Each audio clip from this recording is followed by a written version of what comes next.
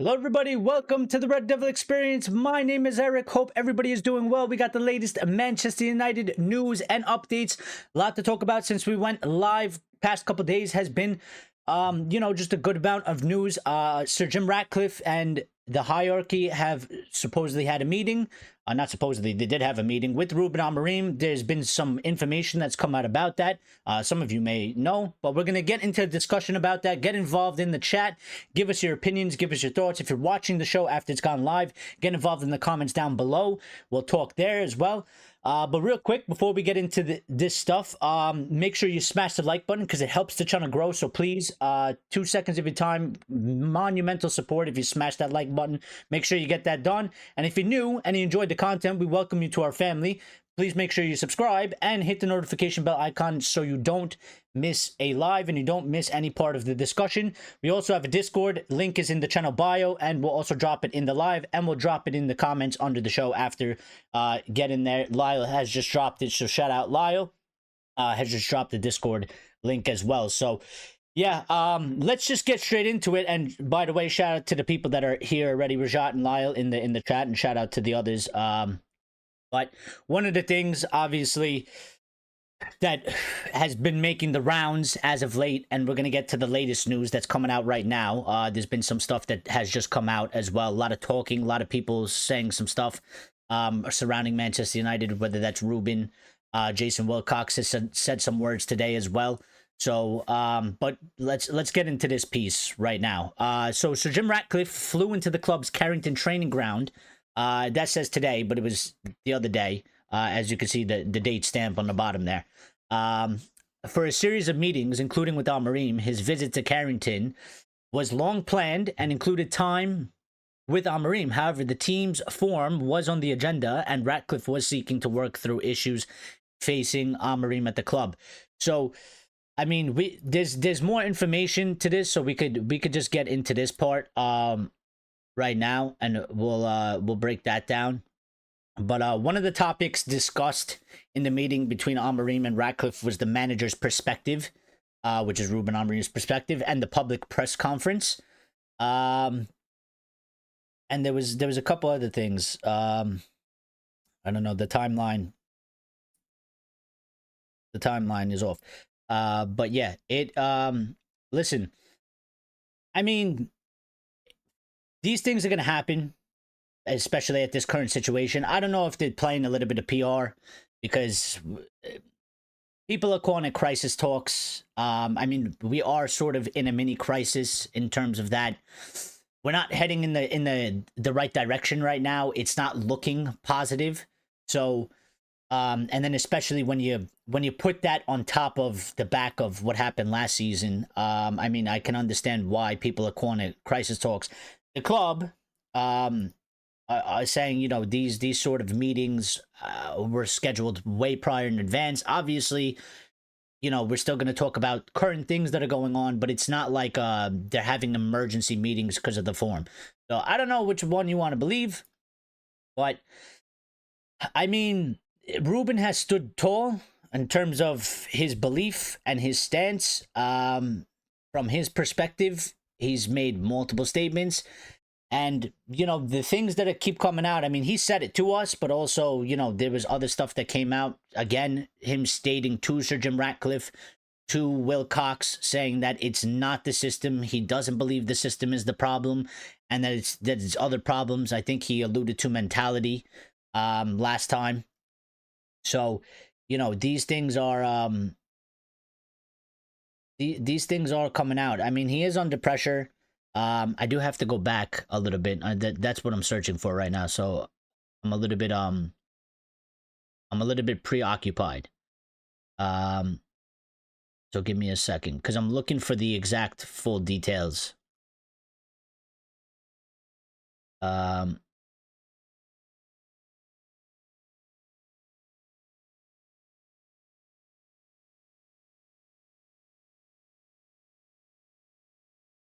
Yeah, I lost him.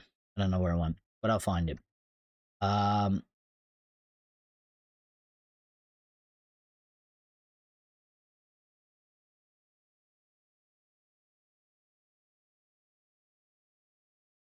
Sorry about that. Give me a second. Okay. So, and today Ruben did a press conference for the Chelsea match, and he was asked about meeting Ratcliffe and having the meeting with Ratcliffe. And he jokingly said, which, you know, I kind of chuckled at and laughed. I don't think he got any laughs from the media, which was, it was kind of a bit awkward. I don't know if their audio was muted. Maybe he did get some laughs, but from the one that I saw, he was asked about the meeting with Ratcliffe, and he said, you know, he was asked, what did you guys talk about? And he said, Jim Ratcliffe offered me a new contract. He was offering me a new contract, and then he started to laugh. Obviously, he was joking. And then he said, no, it was normal things to show his support, explaining that it is a long project. He said many times, this is my first season. For me, it's not, but normal things. I spoke with him, Omar, and Jason, trying to see all the data around the team. So a normal meeting, and we had several, but in this moment, it's normal. People pay attention to that. And again, I do believe, like, you know, these things are, I mean, I would hope that they're normal. I mean, I think if you know anything about football, they should be normal.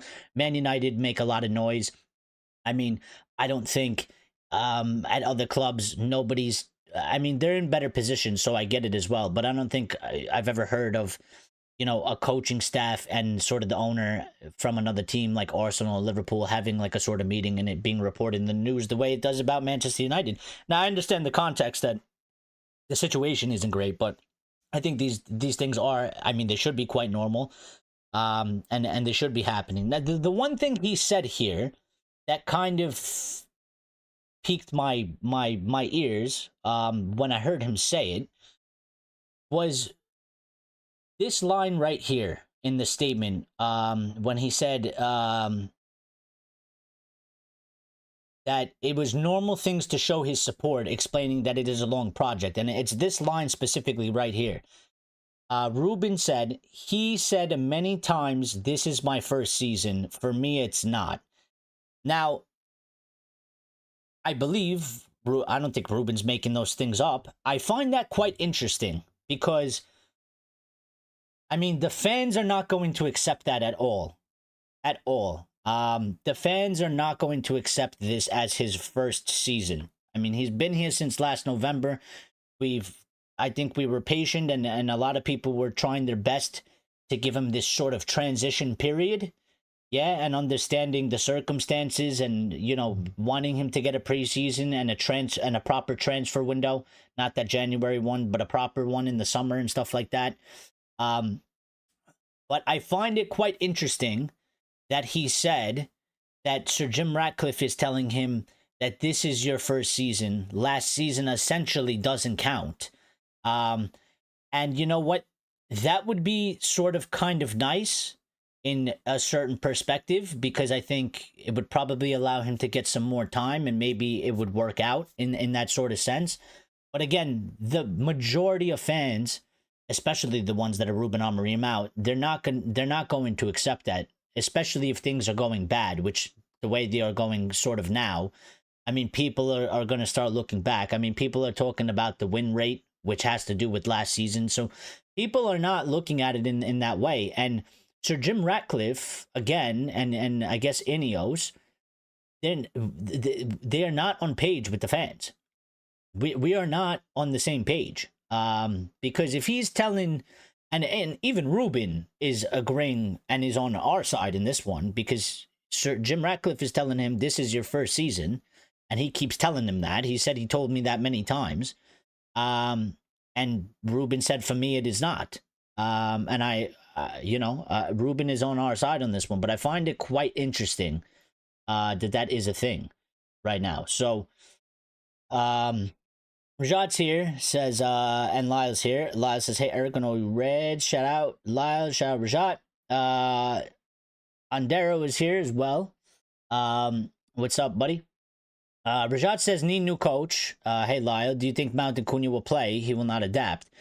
Well, we're going to get to Mount and Cunha because Mount and Cunha apparently are back. I mean, the update that we got, I think earlier in the week, was that Cunha wasn't going to make it, and I wasn't expecting Mount to make it at all. But Ruben has let us know that Mount and Cunha will be available and they will be in the team for the Chelsea squad. So I don't know if they'll start.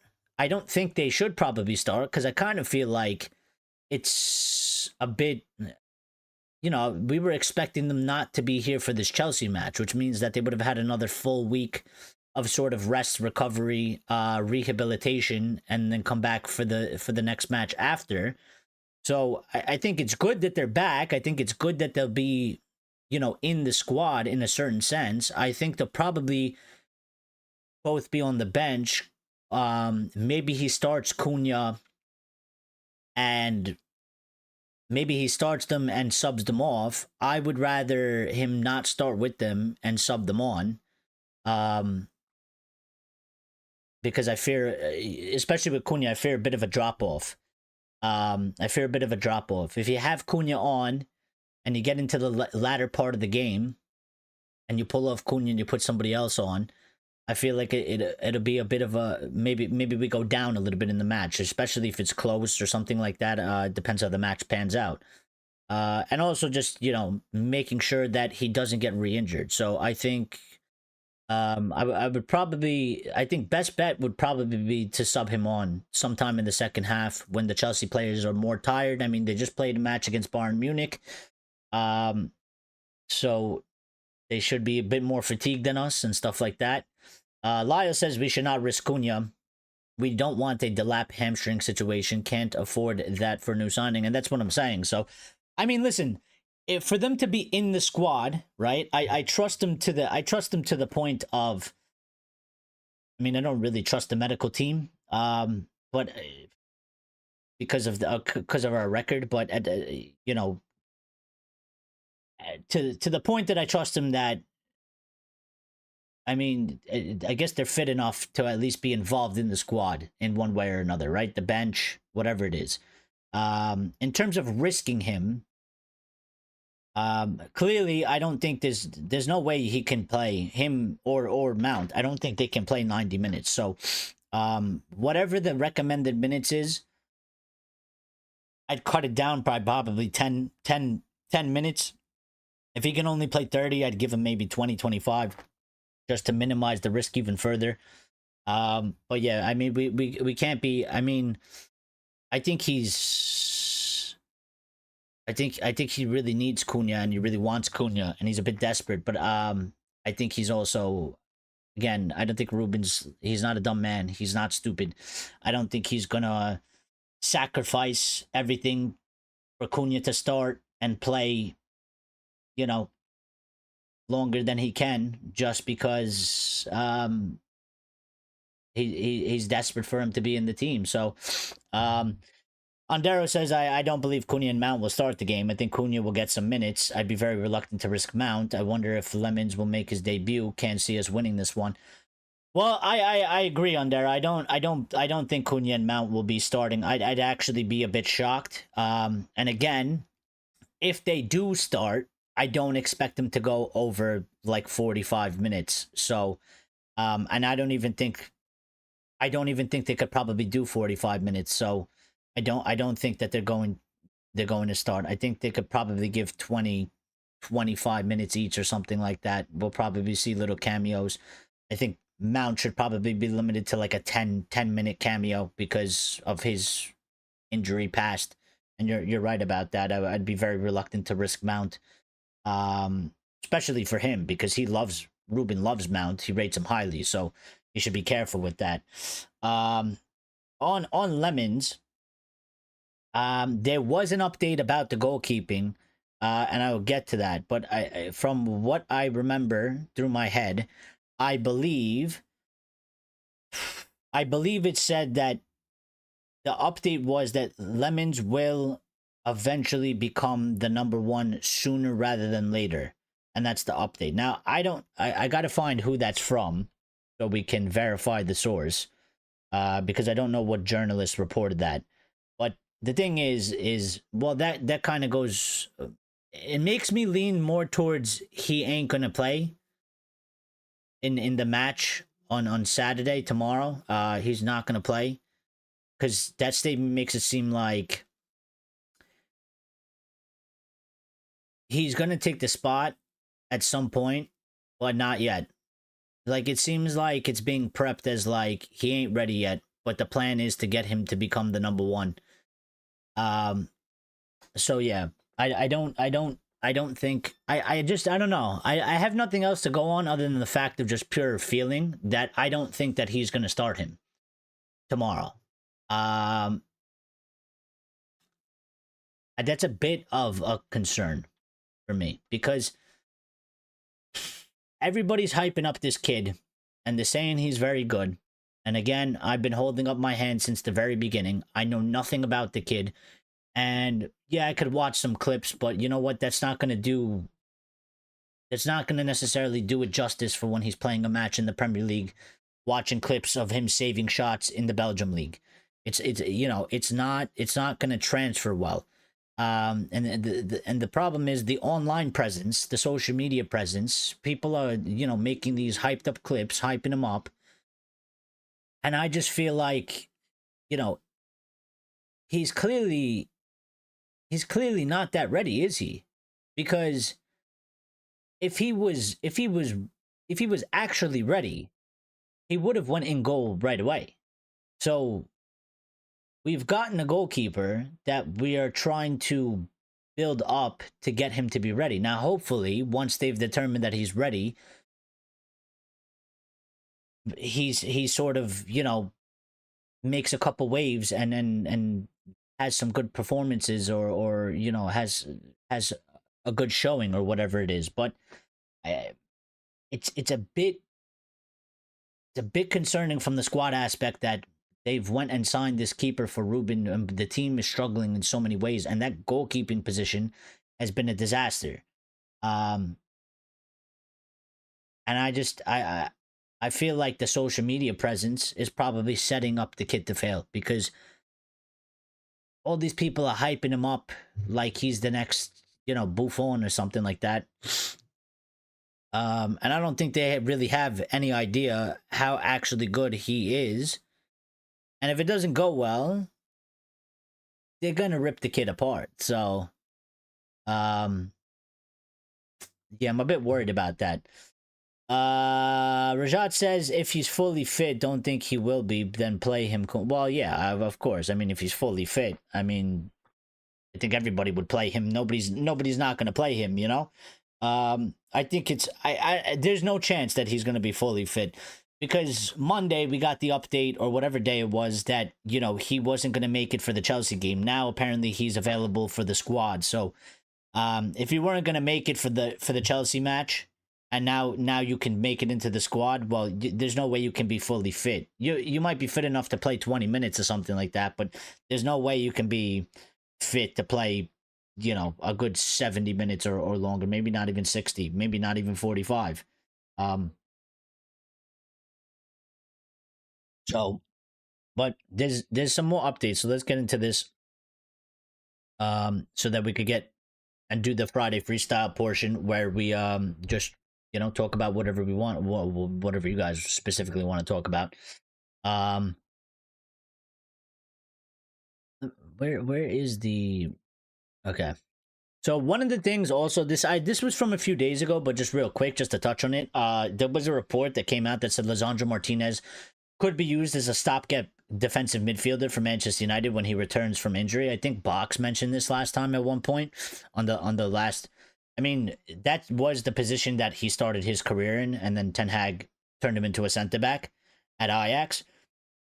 And you know what? We may have to do that. The only thing that I don't really like about that is that means that Luke Shaw gets to keep playing left centre back because Lisandro is the only other left-footed besides Luke Shaw. So if we're using Martinez as a stopgap defensive mid, which, if it works, I'm all for it. If it's something that works and helps the team, But then at the same time, I guess that kind of means that Luke Shaw is just going to keep playing left-sided center back because Lisandro's the only one with the left foot, and they clearly want a left-footed player in that position. So you solve one problem, but then there's another problem that's still lingering now. And I guess you could kind of maybe only solve one at a time. You can only solve one of them. You can't really solve both. In that aspect, you know, with one player, because we can only use him in center back or defensive mid. I mean, maybe you switch him around a couple games, but I don't like that either. I don't like a player. I wouldn't like a player playing center back one match, playing defensive mid one match, or playing defensive mid like 2-3 games and then switching him to center back. I just kind of feel like it messes up sort of the flow, sort of like your routine, your pattern. Um, so yeah, I mean, we'll see what happens. I want the Butcher to come back. I think he's one of those players again that we kind of miss. He adds a bit of character to the team. And you know what? Also, he's gonna be rusty as hell. So I expect him to not really be super sharp when he first comes back. Um, and I don't know. I feel like the fan base might get on his back a little bit. That they did it last year when he came back and he wasn't looking so sharp and he had a couple bad games, and I was like, but he was out for so long and he's been out for so long again. So I don't expect him to really hit the ground running, but it would be important to get him back and build back his match sharpness and stuff like that. So um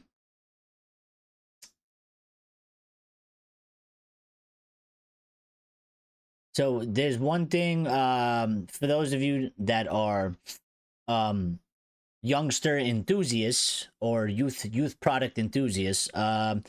Shea Lacey, there's been like 1 or 2 updates about Shea Lacey. So Shea Lacey is impressing at Carrington. As a result, the club is now considering a well-placed loan move in January if he is not in the first team squad under Amorim by then. So apparently he's doing really well. There was another update about him today. That was from 2 days ago. Um, there's been some financials released about Manchester United. So here's one of the things here, and we've talked about this quite a lot. So this is coming from Kieran Maguire, who is he's sort of like a financial expert in a certain sense, around transfers and stuff like that. And he said Sir Jim Ratcliffe saying Man United could have been out of cash at the end of the year was more of a PR exercise. United were stunned by the criticism by fans of their cost-cutting measures, so they wanted a line to justify it. Running out of cash was never going to realistically be the case. Well, I mean, a lot of us said that, and we've speculated that. I think they missed. I think they missed a bit here. Like I'm talking about from Sir Jim's side, because you could have spun it into a way where you were like, we did it.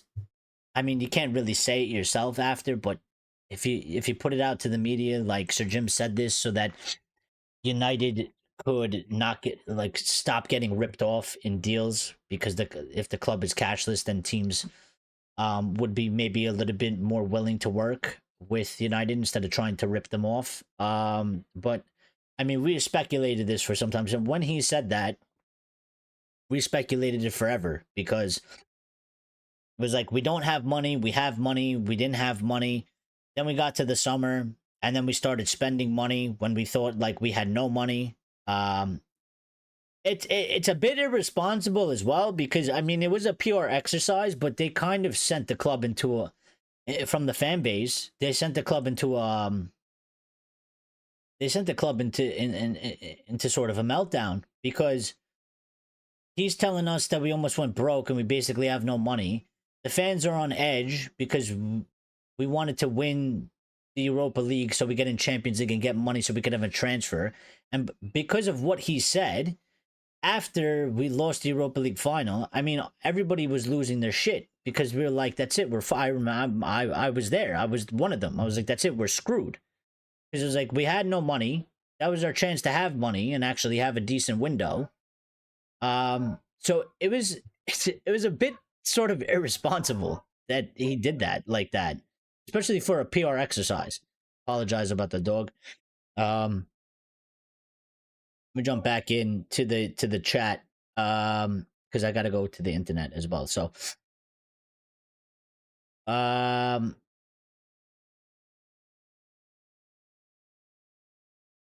Andero says, I definitely see Martinez being used in center defensive mid, possibly even Mazawari. Both players have played in that position many times over their careers, especially if we get injuries in that area. Well, I'll say this again. I think whatever he's got to do to sort that midfield out, he's got to do it. Whatever he's got to try and do, right? People want him to switch the formation. People want him to play a 4-3-3 or a 4-2-3-1. Or whatever it is. I don't want to see him do that. It either he figures it out and he makes it work with his own thing, or he gets sacked and we move on to somebody else. That's where I stand at this moment in time.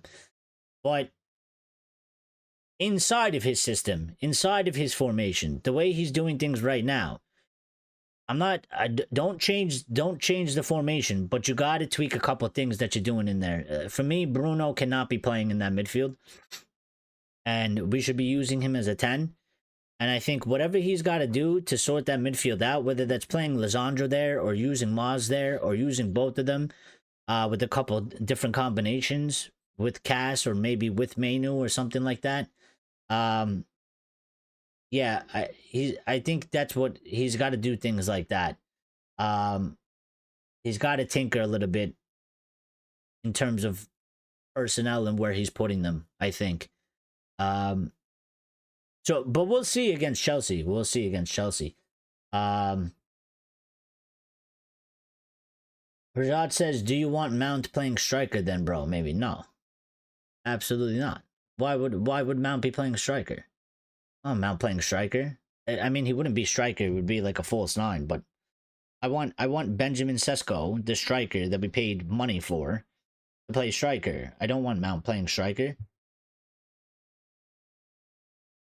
To be quite honest with you, Mount, from what I see from him so far, I think Mount should be going back to the bench and not starting. And at some point, you either sub him on as a 10 or you throw him back in the midfield as a substitute at a certain point in a certain match. I don't want to see Mount as the striker. Absolutely not.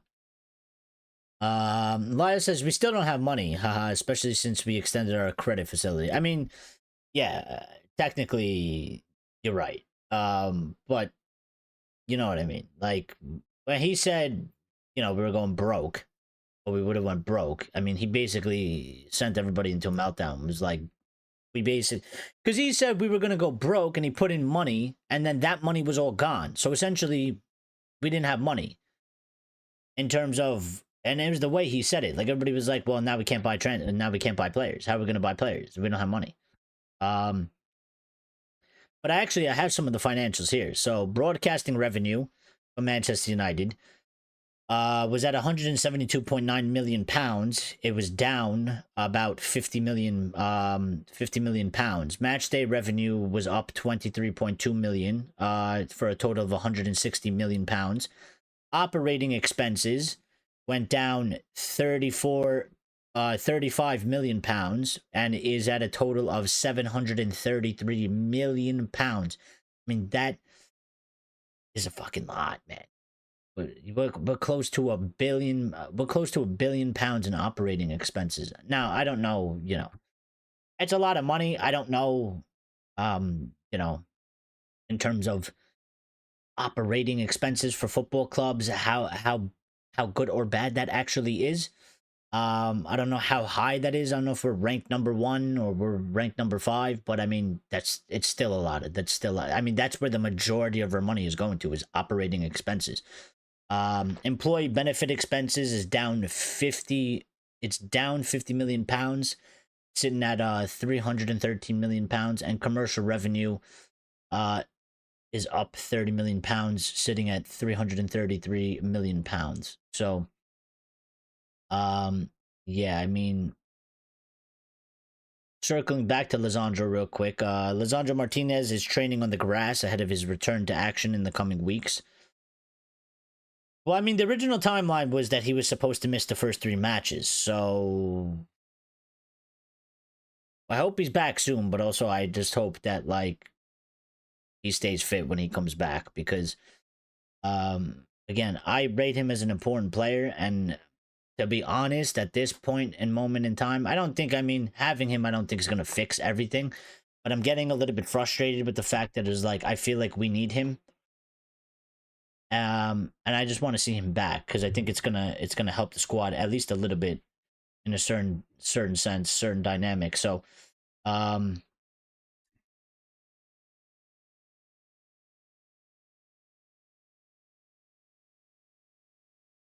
just looking for some of the other updates.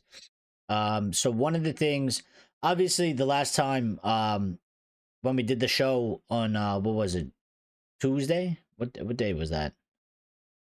No, on Monday. Sorry, when we did the show on Monday.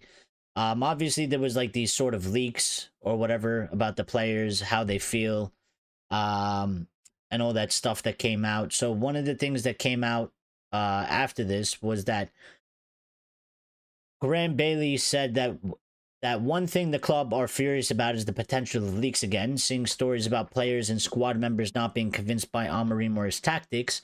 The club thought they had really stamped this out. They see it as totally destructive to what they are trying to do. United firmly believe they are building something, but they won't and can't allow internal discontent to impact the club as a whole. Listen, I think they did sort of a good job in terms of kind of trying to stamp out the original or the leaks or the people that were leaking or just the leaking in general when they first stepped into the football club.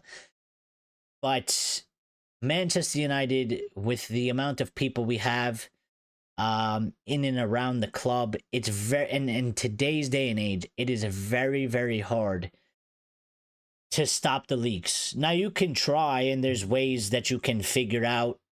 You can always flush them out and catch them out, and you can, you have to keep stomping your authority. You can't just give up and be like, whatever, it doesn't work. You have to keep going, and you have to keep trying to stomping it out and making examples of people when you do catch them leaking by sacking them or getting rid of them or whatever. Depends who it is. So that less people feel inclined to do so. You know what I mean? It's basically like, why we have prison and jail. People still do it. People still do things that they break the law, but there's a lot.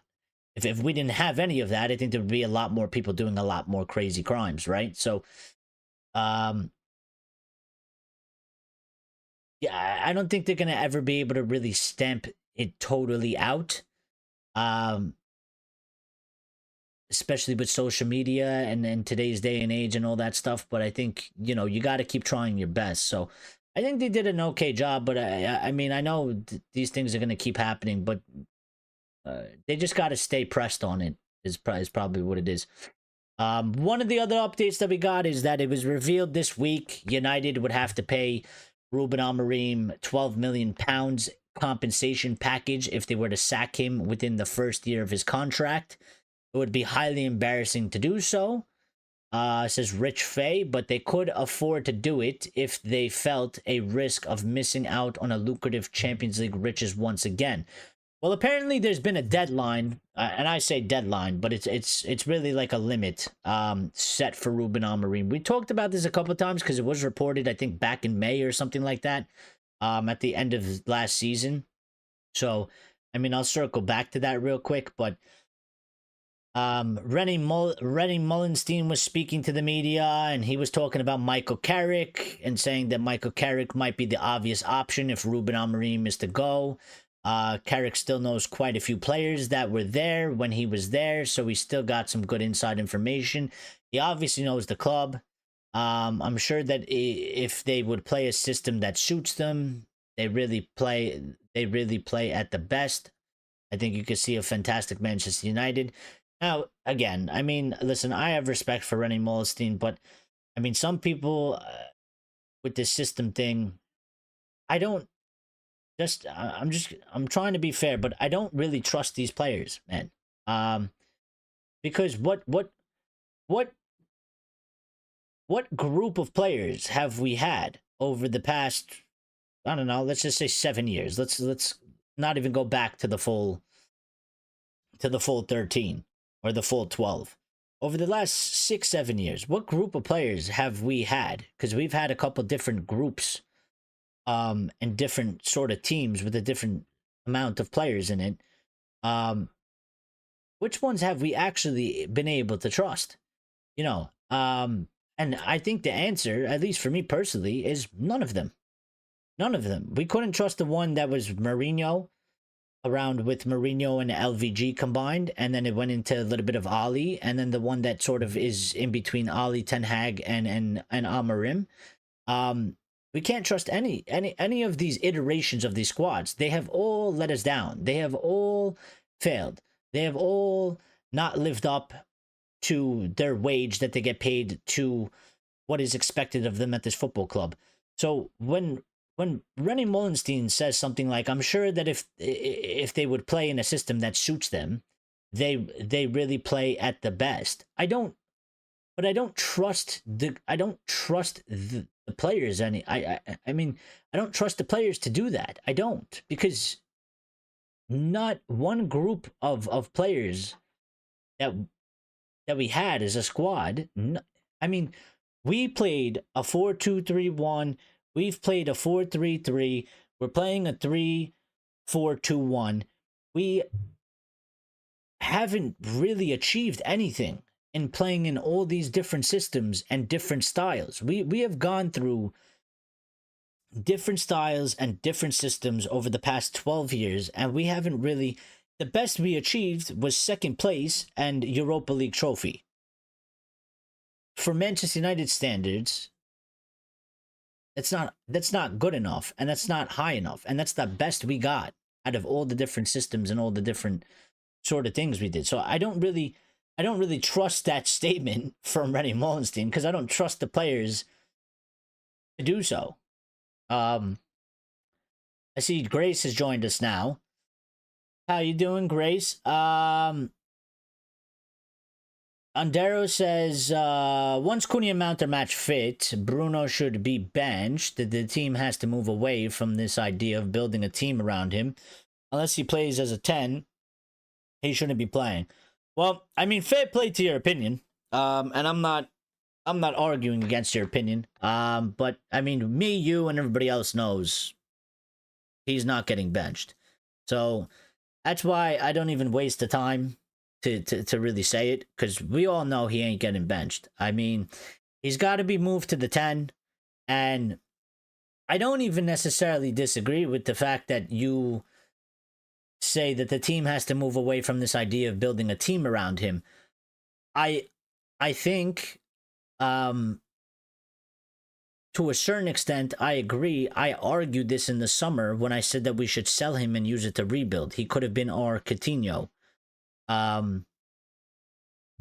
He could have been our Coutinho. But I think at some point we're definitely going to have to on Darrow. But the problem is that United or Amorim or both or whatever, they've clearly made the decision when they kept him and didn't sell him that they're still building around him, or that he's still a central figure piece in this building, so of the team. So while you're not wrong, we're not in that space right now, you know what I mean? Because, you know, the team isn't moving away from the idea of building a team around him, because they've kept him here. They've already made this decision. So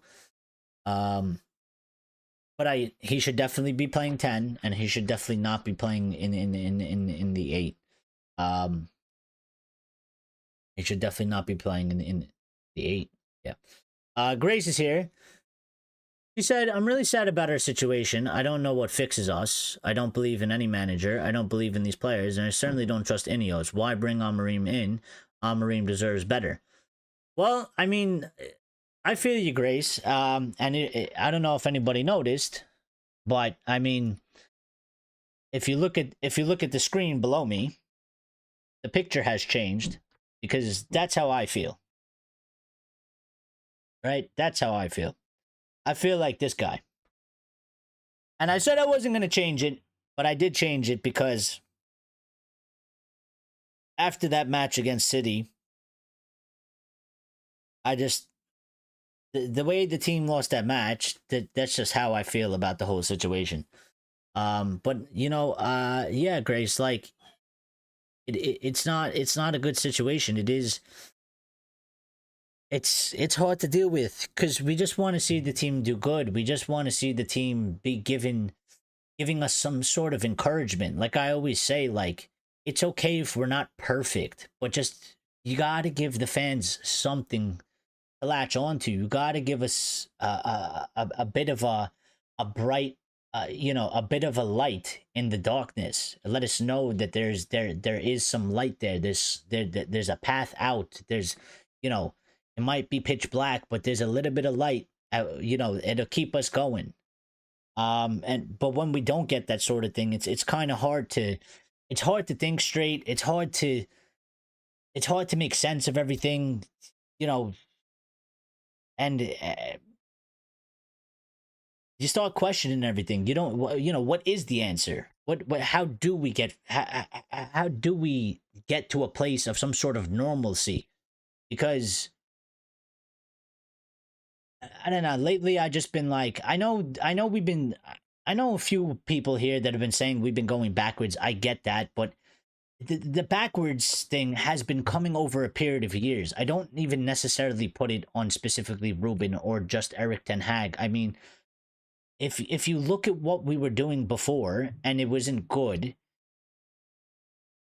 I mean, we used to be in the top 4. Then we used to be top 6, and now these past couple years has been really like we've fallen out of that. So as a club as a whole, over the last few years, like the last 4 or so years or 5 years, we have dropped levels, and it's quite concerning that how we've managed to go even lower than we originally were, because not finishing in 4th was a travesty for us. Now we're here talking about, well, hopefully we make it to 6th, hopefully we don't finish 12th.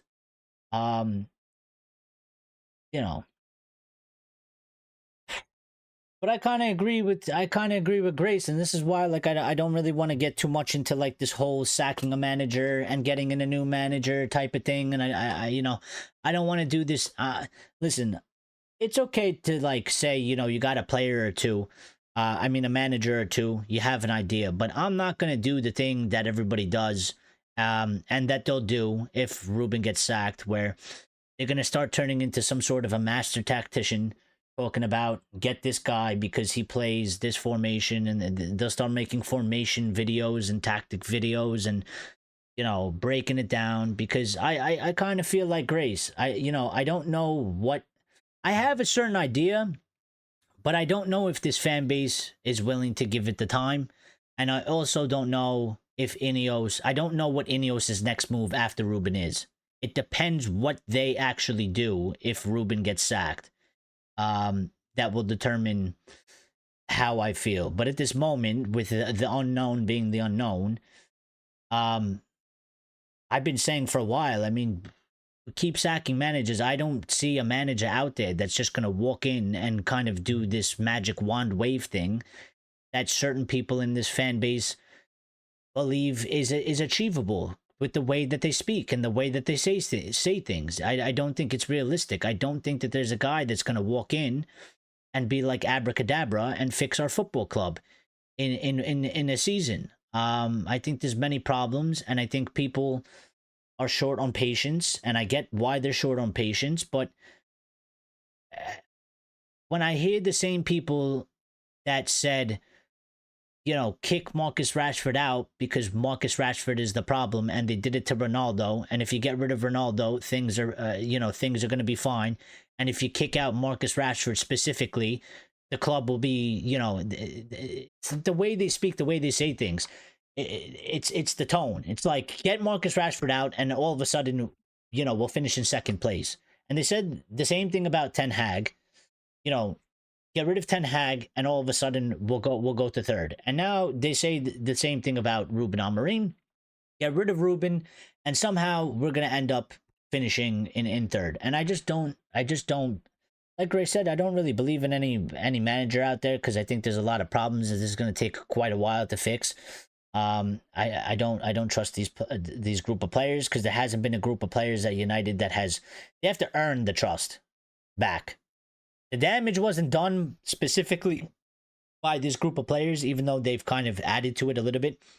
But they have to earn that trust back. These players have to earn that trust back by providing on the pitch.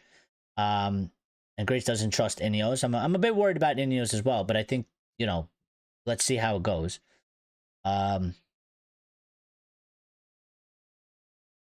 Ondero says, did anyone have an issue with Amorim's contract? Joke in his press conference, given how much money supporters paid to watch United serve up poor performances. Not great to throw that in. I mean, I didn't really have a problem with it. I didn't really have a problem with it, to be quite honest. I understood it was a joke, and it was a bit awkward, because again, like, he said it as a joke. I don't think he got a laugh from a single reporter out there, so it was a bit weird in that sense. But I kind of expect those things from him in a certain sense. He's been like that. He's that kind of guy that will do things like that. I think he could have said it maybe in a different tone, but Grace says Sporting built everything around the 3-4-3 and got rid of everyone that Amorim wanted. We won't do that, so just move him on. Well, but here's the thing, Grace. The thing, Grace, is that there's a discrepancy going on right now. Unless they're playing a PR game, which now, because of that whole money thing and Sir Jim doing that whole PR thing, I mean, I don't know how to. I think they hurt their. I mean, I don't think many people have a lot of trust in them, but I think now, I mean, you can question basically everything that's said, because the whole thing that we were going to run out of money was like a PR thing, yeah? Well, everything that we just got told today and yesterday about, like,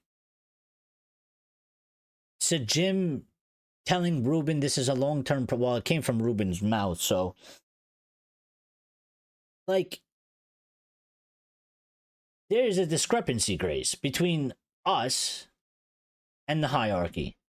Because what the hierarchy is saying, and what they're telling Ruben, and what some of the stuff that's going to the press, is that, I mean, you said it here. You said Sporting built everything around 3-4-3 and got rid of everyone that Amorim wanted. We won't do that.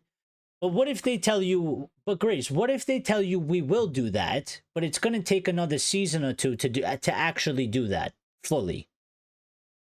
Because of the situation of the football club.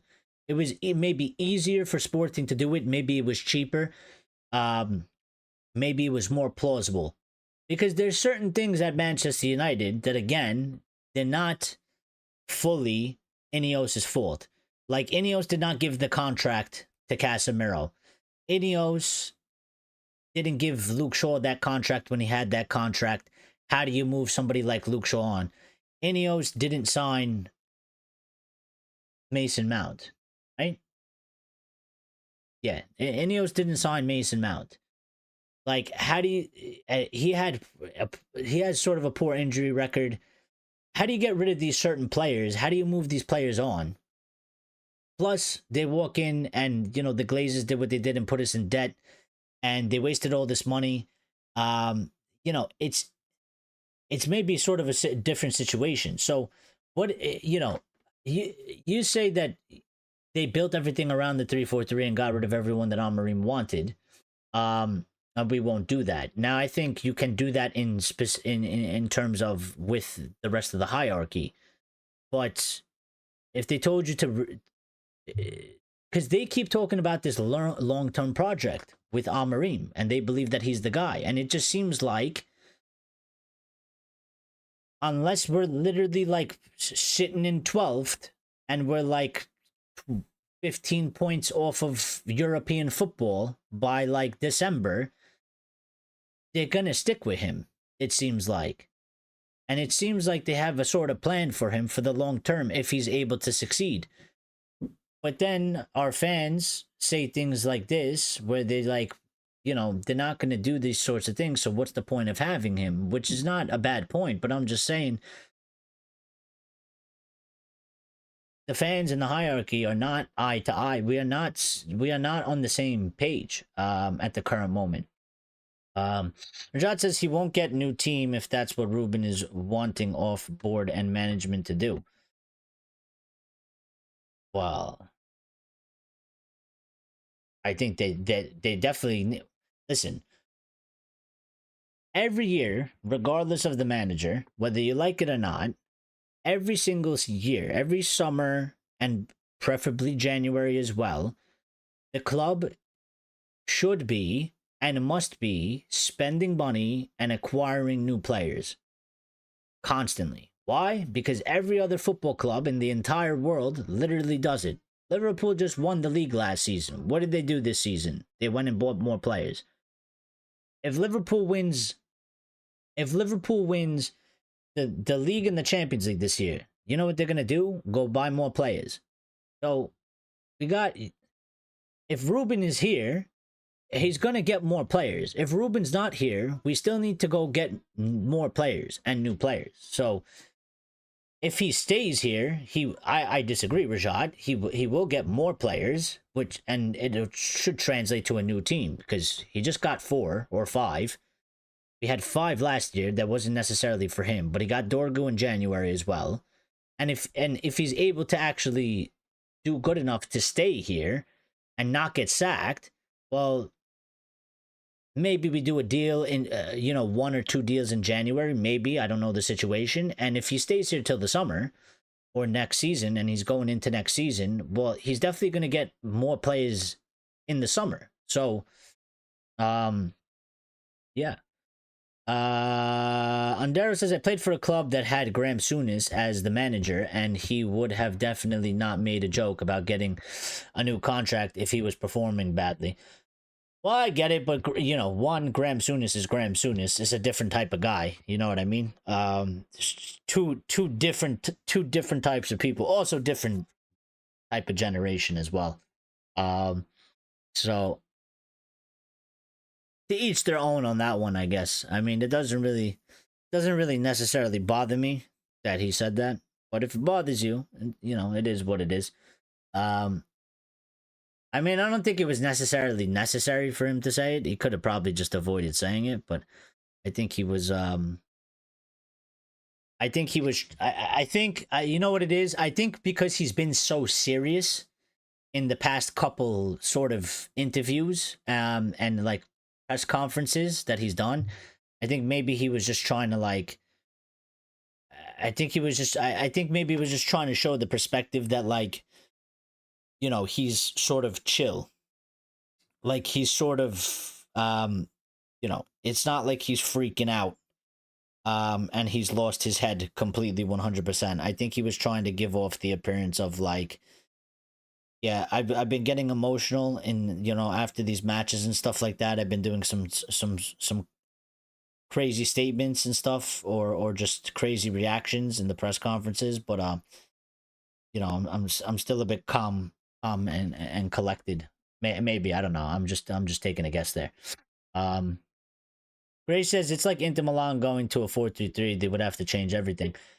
I agree. Grace. But this is what I've been saying from the very beginning. And this is why, somebody like Ray, because I know Ray has said a couple things once or twice where, he's mentioned that we never got a bounce when we changed the manager. And I always try to explain. I don't, we kind of overlooked that aspect because, like you're saying, Grace, it's like Inter Milan going to a 4-3-3. They would have to change everything. That's exactly what we did. I mean, that's the decision that Ineos made when they hired this guy. Because if that wasn't the decision they were going to make, they wouldn't have hired Ruben. And actually, another to be fair as well, because Axe has been saying, he mentioned Liverpool not. I think he said. I think he said they rejected Ruben, which,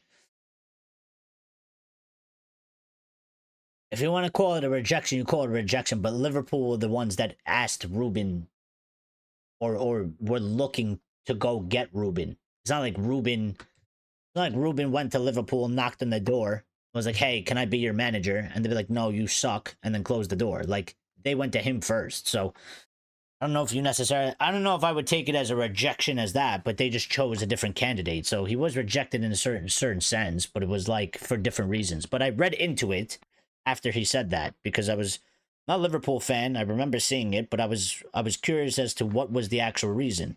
And to Grace's point, when she's saying that they would have to change everything,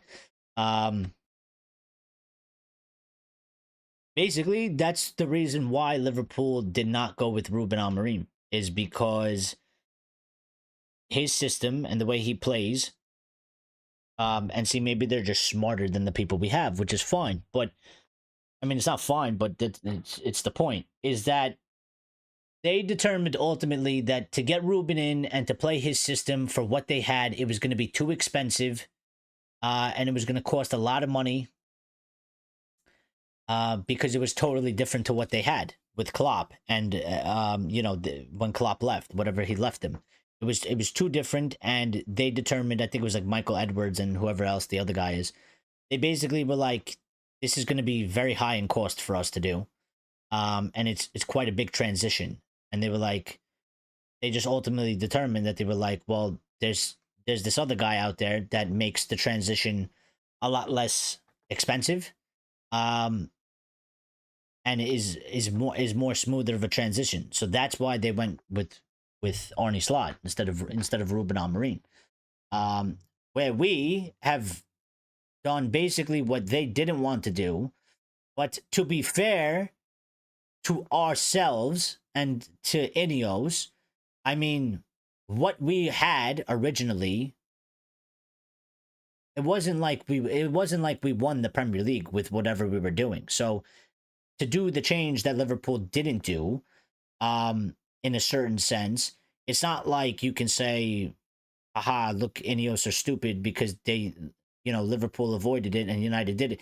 Liverpool had a fucking winning team already. So it makes way less sense for them to do what we're doing. But, we weren't winning. So it's two different sort of situations. Grace says Amrabat is playing for Betis with Dante. Is he really now?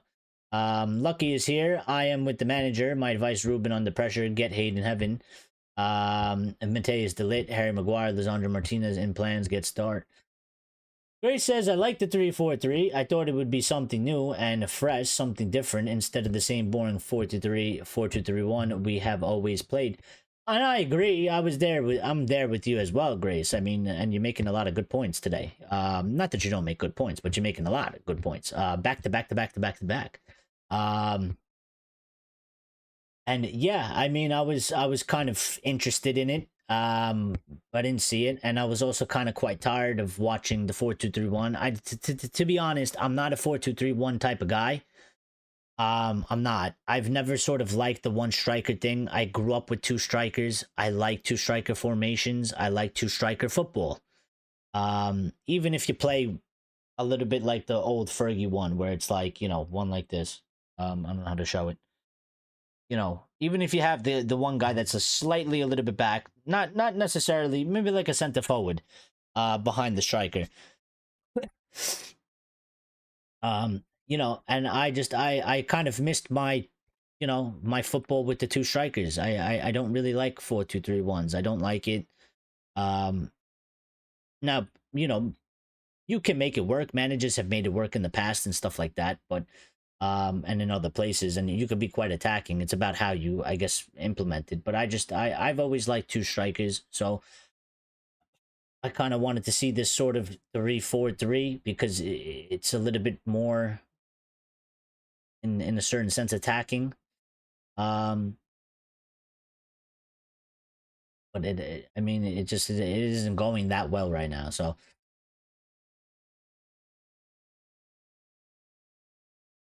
Andresito says they might be following Chelsea glow up. They sacked quite a few in short periods, and now they're doing well. Thoughts on this? Also, cheers and happy Friday. Well, cheers to you and happy Friday, Andresito. I mean, I don't. I'm not trying to be. I'm not trying to be like a negative Nancy or some shit like that. I think it's a bit wishful thinking, my friend, Andresito. I think it's a bit wishful thinking that stuff, uh, you know, we sack a couple managers like that and then get it right like Chelsea. Cause I don't know. It's totally different situation. Like, I mean, look at the amount of players. I think Chelsea actually. I mean, look at the amount of players they bought. And you know what's interesting with that is like because they have so many players and because they have all that money that they just continue to spend. Yeah, like you can afford to keep sacking these managers because you might have one manager that uses three players. You sack him, you get another manager, and he's like, well, I don't want those three players. I'll use the other three players that the other guy wasn't using. Or go get me three other players and get rid of these players. And they do it. So their situation is a bit different. I think it's easy. It's probably easier for them to be able to sack a bunch of managers in a short time and chop and change the team because they can just buy and sell, and they're actually quite good at it. We're not good at it, and our financial situation is quite different. And I just don't. I mean, I would hope that it would work. I just don't. I think it's a bit more wishful thinking than reality. Even if you do a comparison to Arsenal, even if you do a comparison to like Arsenal, where like, you know, Arteta finished twice, eighth twice, back-to-back seasons, and then the third season it took off, and that's when, you know, they had two summer transfer windows, and they did what they had to do in terms of getting rid of the dead wood and getting new players in that fit Arteta's way of playing and his system and his style, and then, you know, by the time they got to the third season, that's when it clicked, and you're like, you know, Ruben had a rough start, and then maybe he somehow navigates this one where it doesn't end up too bad, but it's not great, and he stays another season, and he gets another transfer window, and then maybe it comes good. I think it's a bit wishful thinking. Our situation is it's it's quite difficult to compare us to anybody else because our situation is, I think, one, we're Manchester United, but like our club is already unique, but our situation is also, I don't think you find a situation that our club is currently in like at any other club. I don't think we've seen it before. I don't think you'll see it again. It's knowing all the deep rooted problems and issues, financials, who we have as owners, you know, the contracts that certain players are on and this and that. I think it's quite unique. So I think it's hard to compare it to other teams. But I mean, I hope Andresito at one point, and I got to get to the quotes of Jason Wilcox and stuff like that. I do hope that at one point, we do get it right at some point, and we come back. I think I don't think anybody can say they see it right now, but I just, you know, maybe something happens. Maybe we got to see. We got to see how it goes. Yeah,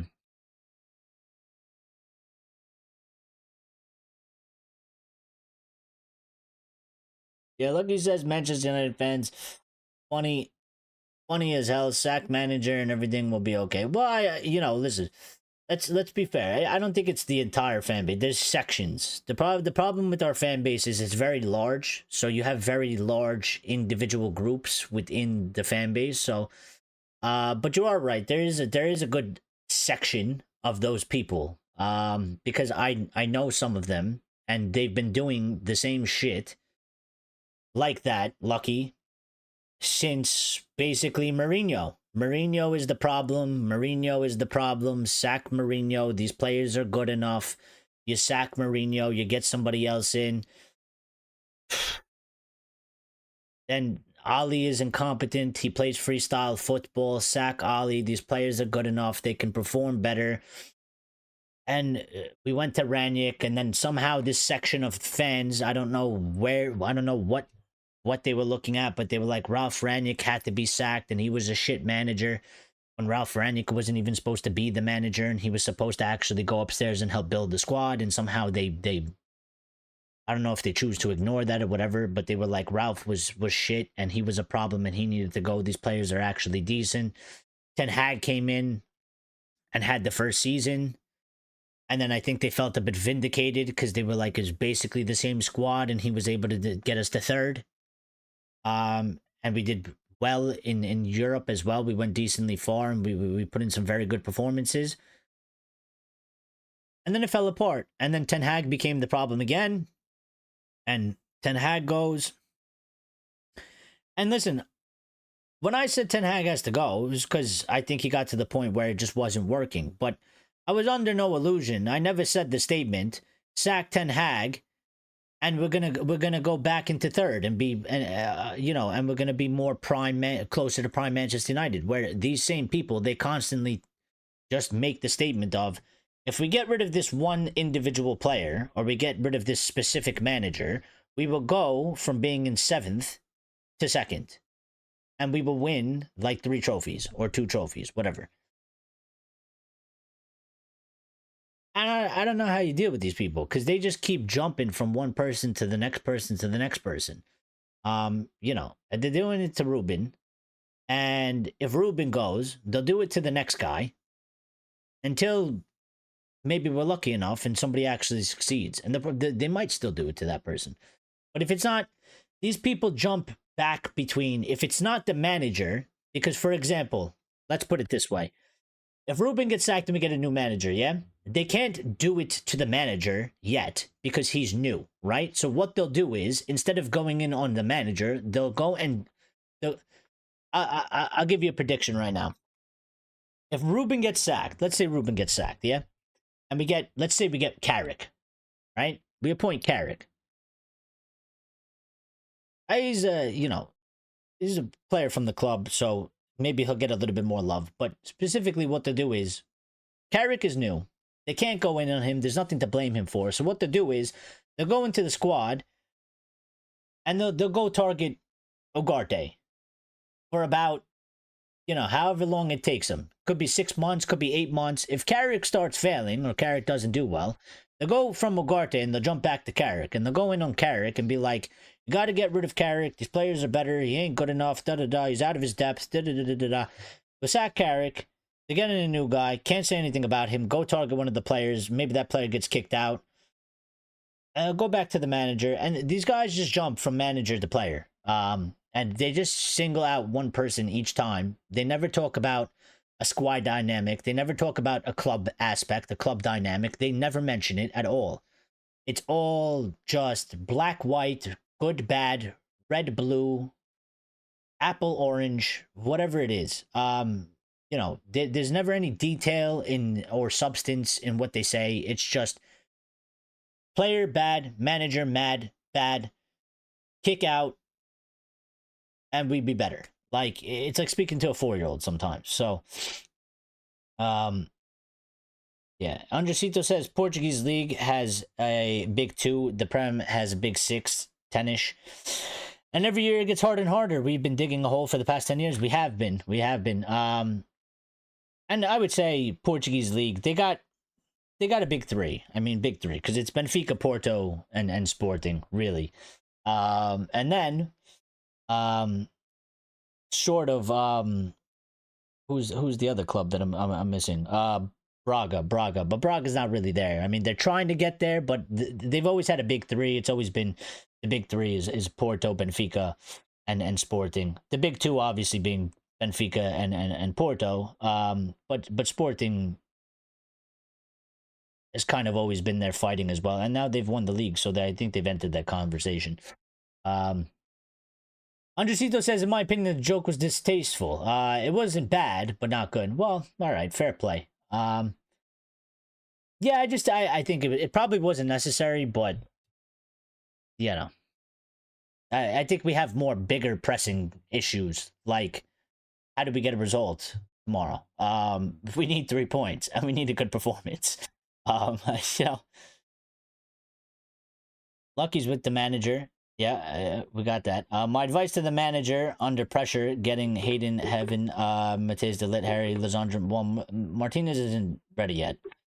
So he's not going to play.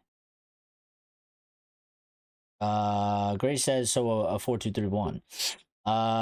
Axe is here. Axe says, at least you removed that impossible picture with Amorim. Well, I removed it because this is how I feel. I feel like him.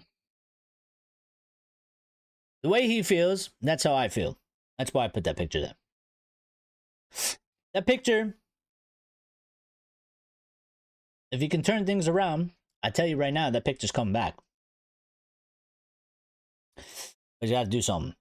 Axe says, well, this current manager is objectively the worst. We can't stand behind the manager blindly. Most of the players regressed under him. This manager is worsening the problems we have.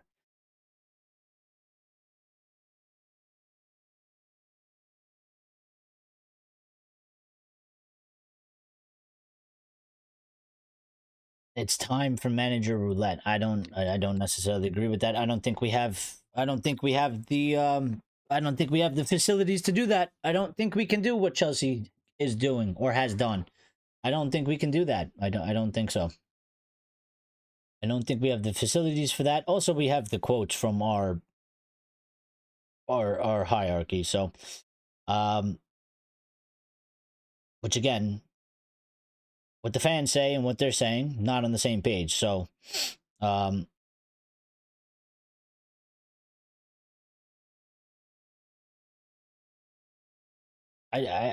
highly disagree with. I highly disagree with the statement, Axe, where you said we should stop discussing the Portuguese league. It's obviously a few levels below the EPL.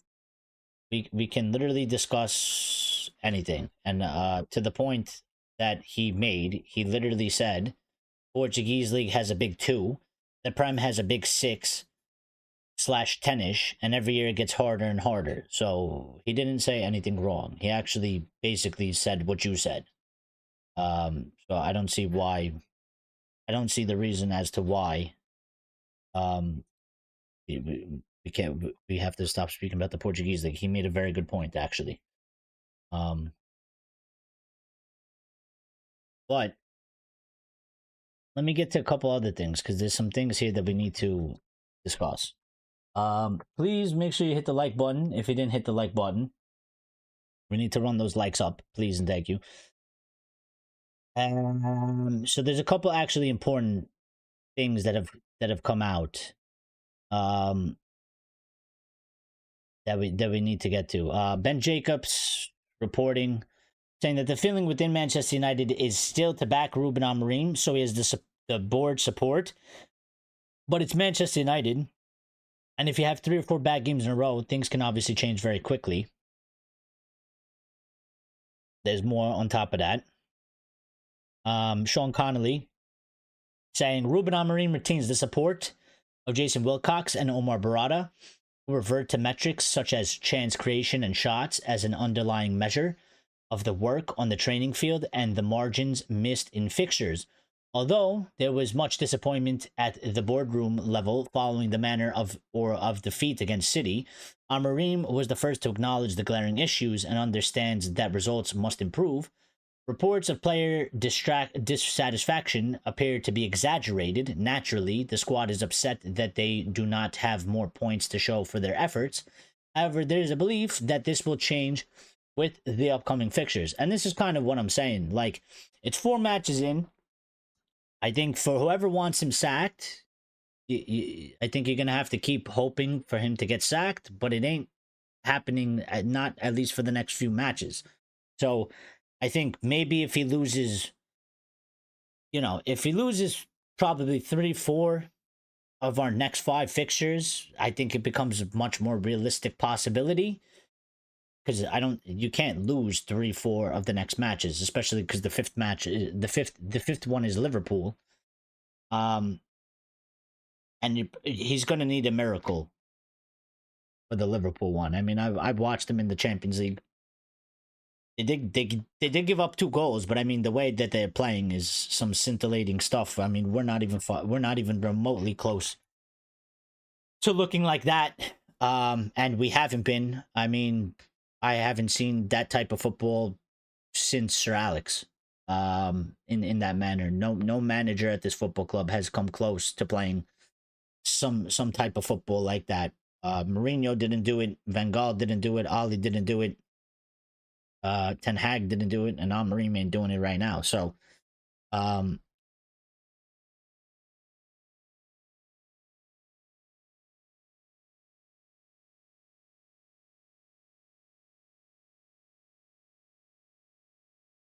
Samuel Luckhurst reporting that the dressing room sources say the mood after the derby has been particularly somber, with United players ruining a missed opportunity against the City side that had lost their previous 2 games against Tottenham and Brighton.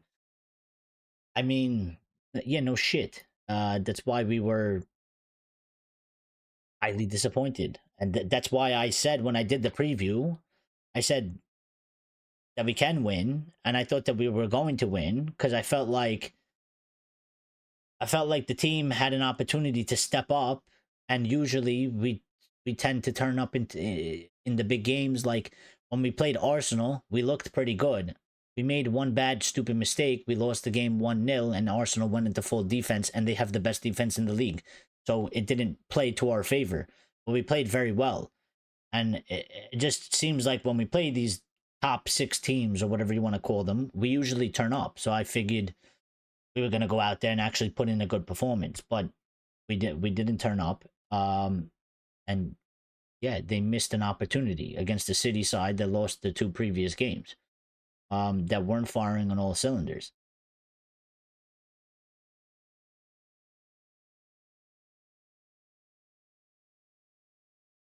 One of the things that was mentioned so far, I mean, it's still a long way and anything can happen, but we'll see, because obviously, this is what happens. But apparently Barcelona fully intend on bringing Marcus Rashford to the club permanently. As it stands, that will be happening at the end of the season. But there is a chance it could happen early if United are looking for cash in January. If Barca move a player or 2 on, it is one to keep an eye on. Yeah, I'm not betting on Barcelona to move a player or 2 in January. They don't seem like they're ever able to do that shit, especially when it involves us. We needed them to do it in January so we can loan him in January at that time. And we waited all January just for them to not be able to do it. So, they still have problems registering certain players, and maybe we get lucky, but I don't expect anything like that to happen in January. Simon Stone saying Manchester United took an extra 105 million of debt to help fund their summer transfer spending, taking the amount they now owe to almost 1.1 billion.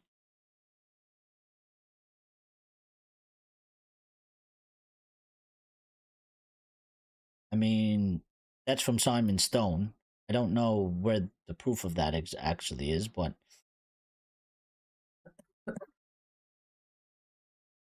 so this is all from today. So let me get into what Ruben said, and then I'll jump back into the chat. But Ruben did the presser. Obviously, we did the thing where he joked about getting offered a new contract. And basically the deadline that has been set, and I say deadline, but I guess achievement or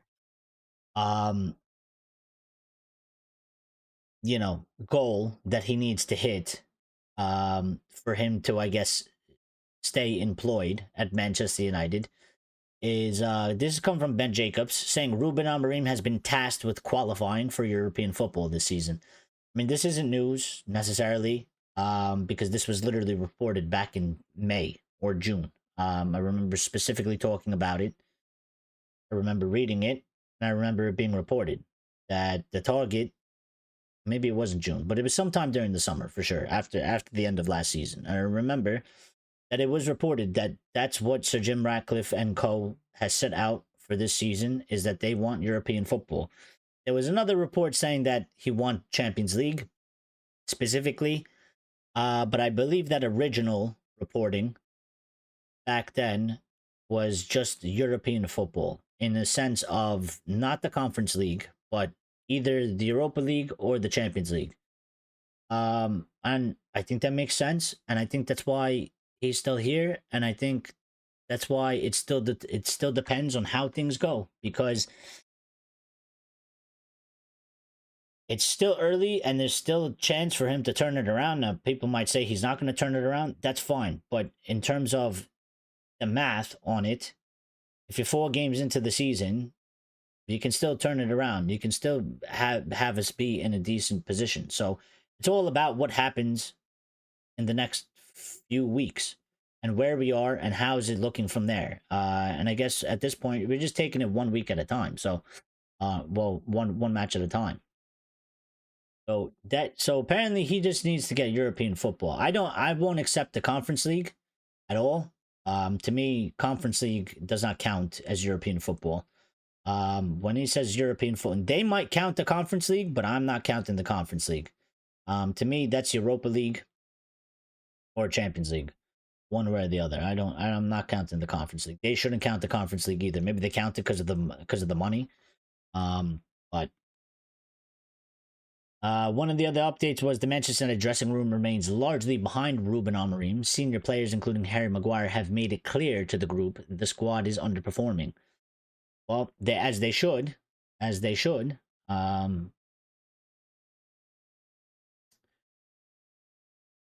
They need to take responsibility as players as well.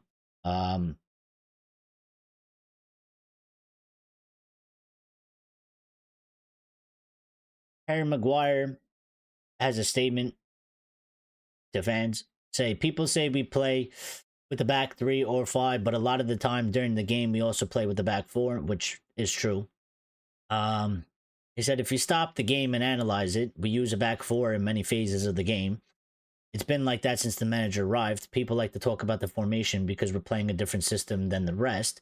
The formation has been fine. We've been comfortable tactically in every game. It's going to be down to the players. So Harry's stepping up to the plate. And actually it's a bit of a change. Because in the past, I mean,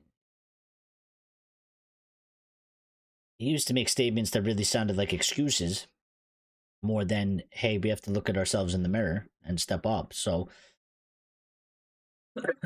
he just made that statement as well. Not too long ago. He also said a couple other things.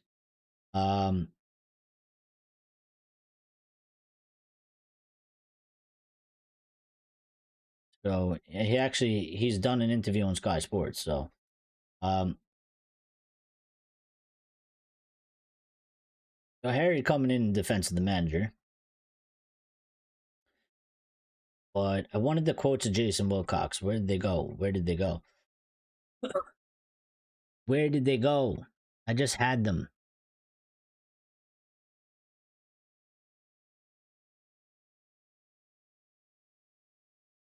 Pull them up.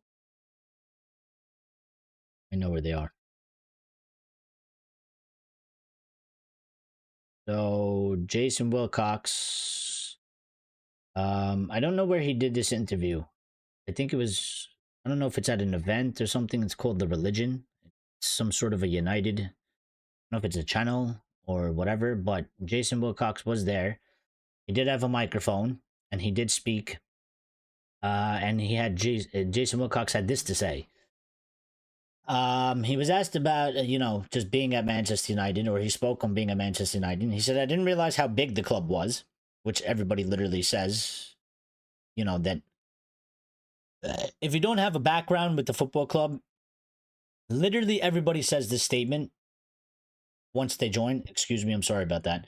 I didn't realize how big the club was, even though I've competed against this club as a player. and as a coach. The club is just a wonderful football club, and I'm extremely privileged. I pray we get the opportunity to turn it around. He also then went on to say, I really feel it's not will we win again, it's when we're going to win again. Um, so, and then he was asked or talked on the summer business. He said, we made some really good signings. Sometimes taking players out of the squad is just as important as the players you bring in. We've got to try and change the culture and bring the respect back to Manchester United. Yeah, I mean, that is true. You're going to have criticism on these statements, the things that you did that people don't like. But yeah, so these are the things that he said.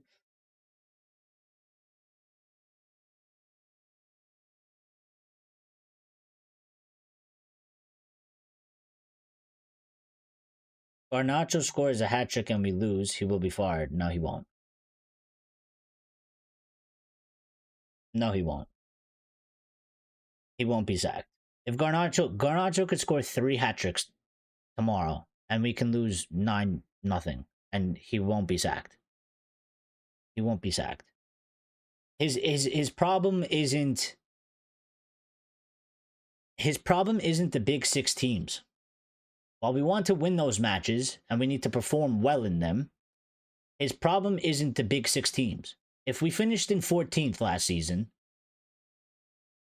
and we're saying that basically to get top 4 is basically impossible, so we're shooting for top 6, or we're shooting for 5th, 6th, 7th, something like that, yeah? His problem isn't the big 6. His problem isn't necessarily losing to Arsenal or losing to Chelsea or losing to Manchester City. While we want to do good, while we want to win those matches, while we want to perform, I get that. But in terms of his job security, it's not losing to those teams. His problem is when we don't play those teams and we play the teams outside of the top 6 and we can't perform and we can't get points. That's where his issue is going to lie. Because let's just say, if you do it mathematically, yeah, if you take the top 6 teams, if you just take top 6 teams, we have to play them twice each, right? So you take that and you take those points. I think that's 12 losses, yeah? That's 12 losses. So if you took the top 6 and you just said we lose every time we play them twice, we lose both matches against the top 6. That's 12 games. Right? You can still finish decently high if you lose all those matches, but you get good results in the other matches. So his problem isn't really the top 6 team. It's the other teams outside of the top 6. So,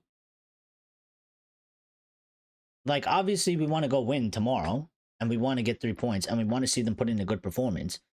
But him losing to Chelsea is not going to get him sacked. Now, in between this Chelsea match and the Liverpool match, if he can't get some points in between there, then by the time he gets to the Liverpool match, that's what's going to cause him the issues. Because I think, even as Manchester United fans, and we'll be up for it, kind of, to a certain degree, but I don't think anybody's expecting us to beat Liverpool, especially at Anfield. I think everybody knows that we're underdogs, heavily. And we are definitely not favorites, yeah? And we are expected to lose that match, right? And we would say to our team, go show everybody you're wrong. But nobody's expecting us to win the Liverpool match. But the matches in between this Chelsea match, and even Chelsea, I mean, Chelsea is not Liverpool. Chelsea, we should be able to put a good fight. We should be able to there should be a chance for us to win this match if we actually go out and perform well. I don't think Chelsea aren't a bad team, but I don't think I think Liverpool is above everybody right now. His problem is if he can't win in between those games. Like, if we draw tomorrow, right, and then he loses the next 3 matches back to back to back, and then he goes to play Liverpool, I think that's a big problem and issue for him. That causes the problem. If we tie Chelsea and he gets 2 wins, and maybe he takes a loss or a draw, and then we go play Liverpool, I think he'll still be here. So yeah, yes, and lucky, there you go, because I had to look it up. Chelsea, Brentford, and Sunderland, right? So if he can't beat Brentford and he can't beat Sunderland, then he's got a huge problem by the time we get to Liverpool. And then maybe he gets sacked. His problem is not the top 6 teams. His problem are the teams outside the top 6.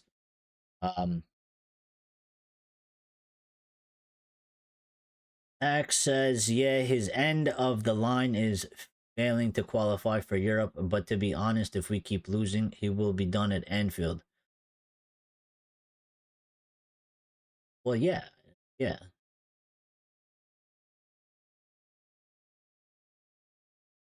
God help him turn things around so that we win the cup and qualify for a European League. And Axe says Ineos can't take responsibility for their failures, so try to keep Amorim in for as long as possible, hoping he will turn things around. Any other club would have sacked him by now. But again, I get it, but also, I don't know. There's a piece of me that wants to argue.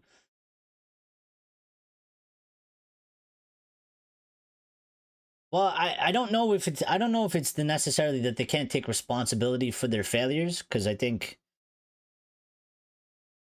Sejim, when he did that interview, I mean, he said that it was a mistake to keep Ten Hag, and he said that they made the mistake. I mean, he came right out and said it. So and then they sacked him as well. So I think they kind of owned up to that. I think their thing right now is that I think they see it as too soon. I think it's a big sort of crutch in the plan that they've set out, that they have. And I think that I think when you say any other club would have sacked them by now, probably, but also any other club usually has a set identity, style of play,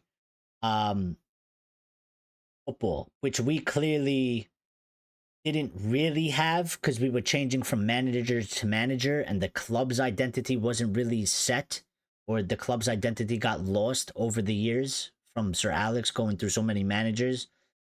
And in a regular circumstance, I think if you get a manager, the club has an identity and a set style of play, and he comes in and he is severely underperforming and not getting results, I think they do sack the manager immediately, because they're just going to go get somebody else that basically fits the identity of the football club.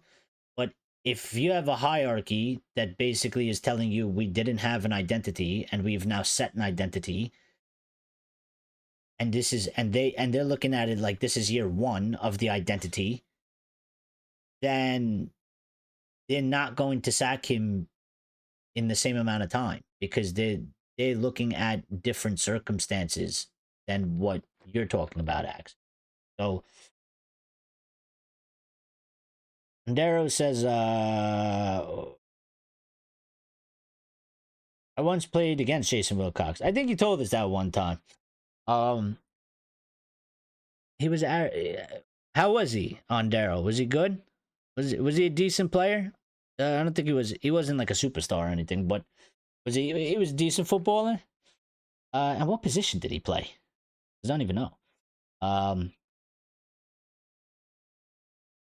Ray says, when we start buy top tier players, we will have top teams. Simple. Every player we buy is 4 or 5 tier. Ray, I get what you're saying, but I don't think that's realistic, my friend.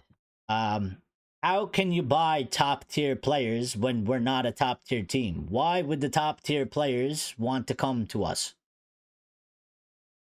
Why would the top tier players want to come to us right now? Why would they not rather go to Liverpool? Or why would they rather not go to I don't know, Arsenal or Barcelona or Real Madrid?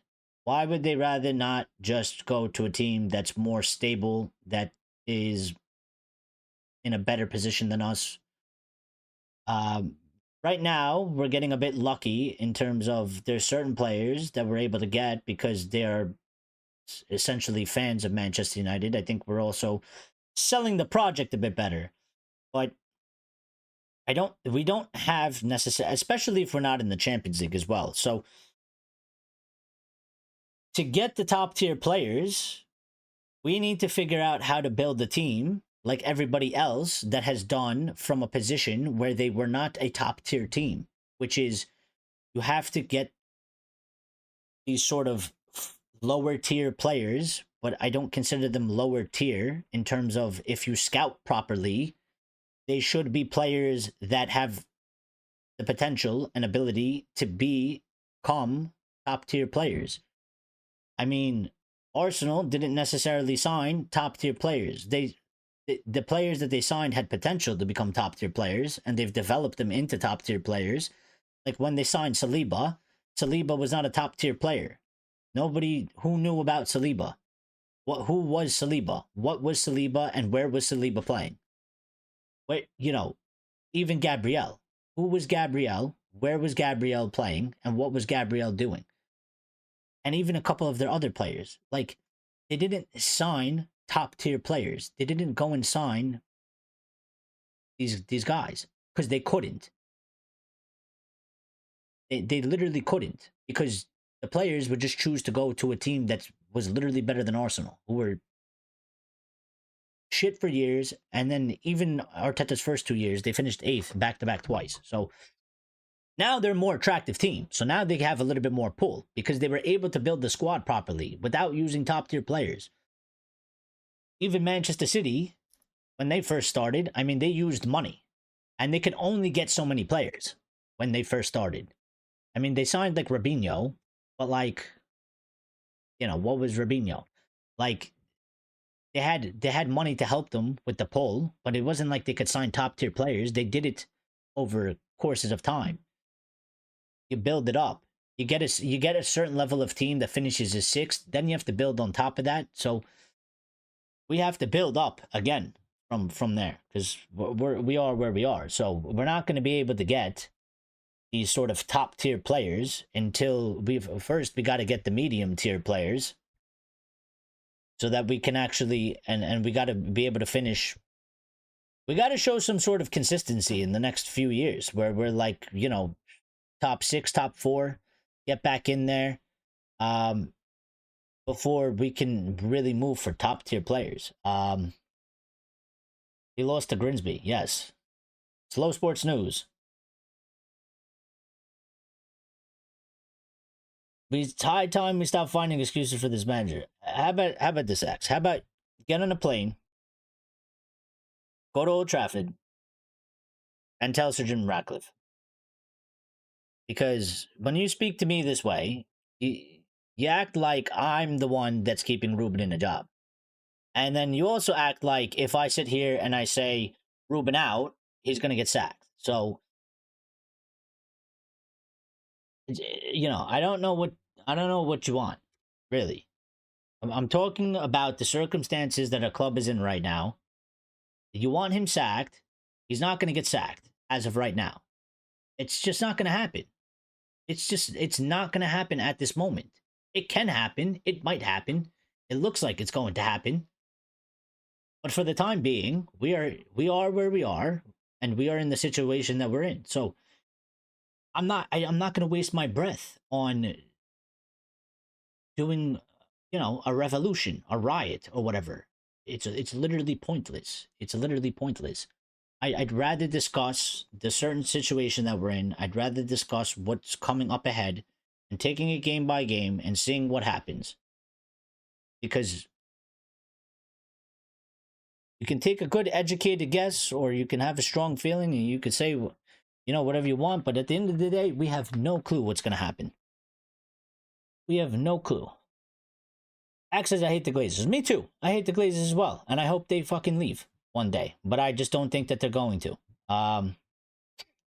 I just don't think that they're going to leave anytime soon, unfortunately. So,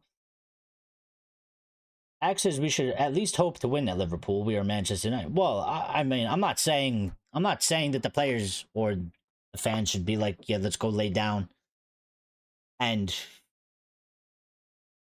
I'm not saying we should be like, yeah, we've lost a match. But I'm just saying, I'm just being real. Like, besides our fan base, literally everybody in the world is going to tell you Liverpool is going to win. Yeah, so we're not favorites, and I think we can admit we're not favorites. We're playing away from home. They're way better than us, but absolutely we need to go there and we need to fight and we need to go and try and win the match, right? And we need to put up the biggest fight that we can. But you know, it is what it is.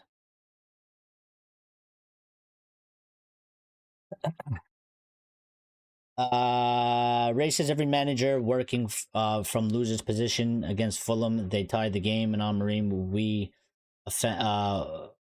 and Amorim went defensive instead of attacking. Well, whether you agree with it or not, he put Harry Maguire on to literally get a goal. So he used Harry Maguire for height because we don't have height except for Sesko. Now that we have Sesko is the only tall player, but we don't have height. So, he literally, I don't remember the other substitutions to be quite honest, but I know he put on Maguire. But Maguire was on there literally for the height to try and score a header or something. Which whether you agree with it or not is another thing, but well,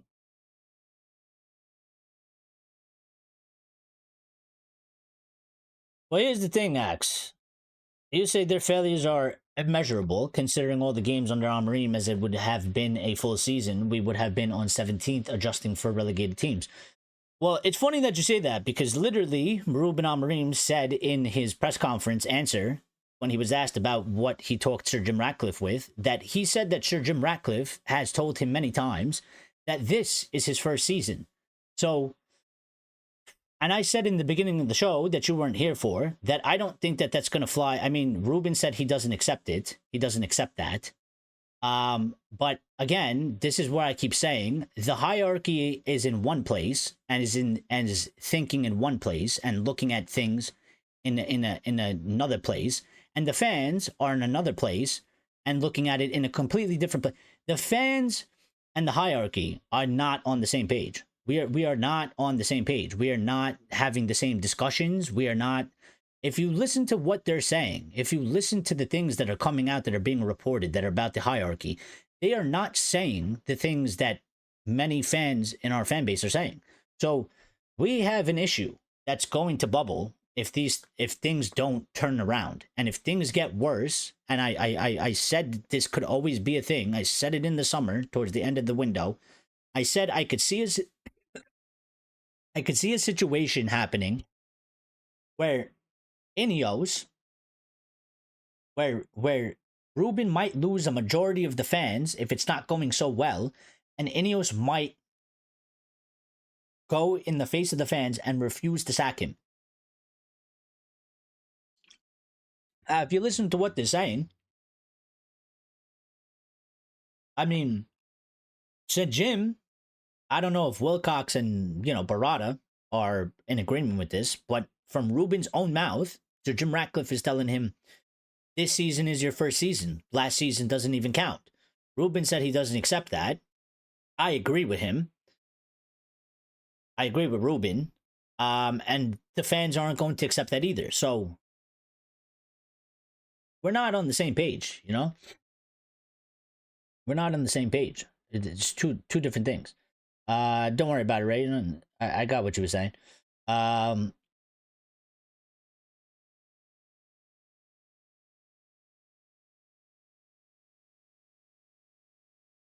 Axe says his system is easily exploitable and he can adapt and play something else. He is cooked anyway. Okay, so he's cooked anyway. So why don't we just relax if he's cooked anyway? And why don't we just wait patiently for him to get sacked then, yeah? If he's cooked anyway, then just wait it out. Just have some patience. You'll get your sacking, and then, you could move on from there. which is basically where I'm at. That's why I'm not. There's no freaking out. There's no nothing. I mean, I've said this multiple times. He either figures it out and succeeds, or he fails and he gets sacked. And it's literally out of my hands. It's literally out of everybody's hands besides Ruben and the players and the people in charge of the football club that have the influence. So I'm just here for the ride. I would like for him to turn it around. I don't know he's going to turn it around. I don't think, because it's not looking great. I don't know 100% sure. There's always some sort of a percentage or probability that it could happen. It's quite low, but we'll see. We'll just see what happens. We got a match tomorrow. Let's see. Let's see. Because let's put it this way. If we go play Chelsea tomorrow and we win 3-0, guess what happens to the narrative? It changes. If we go to Chelsea tomorrow and we lose 3-0, it's going to be a different story then than to winning 3-0. So, football is by the results at the end of the day. Everything else is, extra. So, we'll see what happens. If we go and win the match tomorrow, the story is going to shift a little bit. It's not going to go completely away, but it's going to shift a little bit. If we go and lose, it's going to snowball a little bit more. So, we'll see.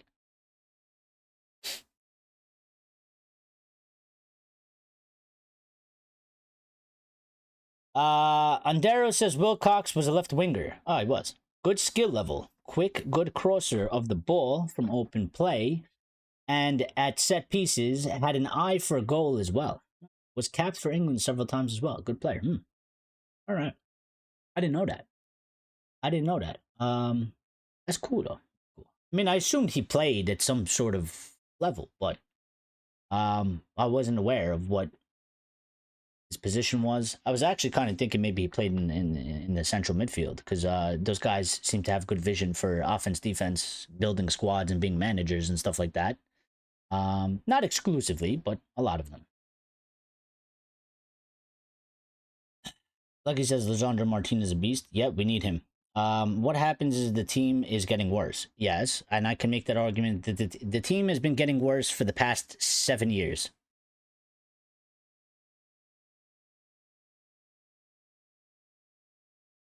The team has been getting worse from 8 years ago, 9 years ago. Going all the way back. I don't know how many managers that is. 4? 5? It's been getting worse.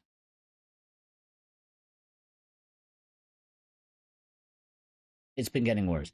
And I still stand by the fact that I say that Erik ten Hag overachieved his first season. And actually, I think it hurt him. And I said that, and I know I said that before, and I still stand by that statement. I think he completely overachieved his first season, and I think it hurt him, because I think it set the expectations and the standards too high, because the expectations were quite low when he took over. When he took over, that team, that group of players, down tools for a second time in a row, actually third time in a row, under 2 managers and an interim. They down tools through all 3 of those people, got them all fucking sacked and removed from their job, and then came in Erik ten Hag. And they did what they usually do, whereas they try for a little bit in the beginning because it's a new manager, and then at some point down the line, they end up downing tools. And nobody expected him to finish third and do what he did because of that fact, and the fact that we removed no players and nothing was really changed. And then after a season of being with him, and we made some changes, it started going backwards from there. Because I don't think that season was real. That season, that first season he had, I don't think that was real. We were already on the decline. They actually pushed for him one season, and then they fucked off. Every player fucked off. And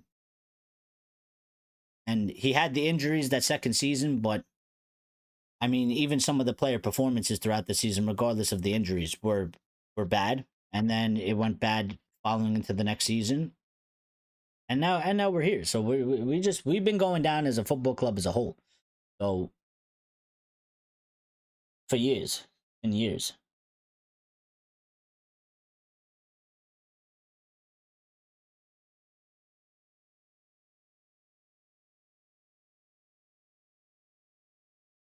All right, good. You made your point about him would have been sacked. I still disagree in terms of the fact that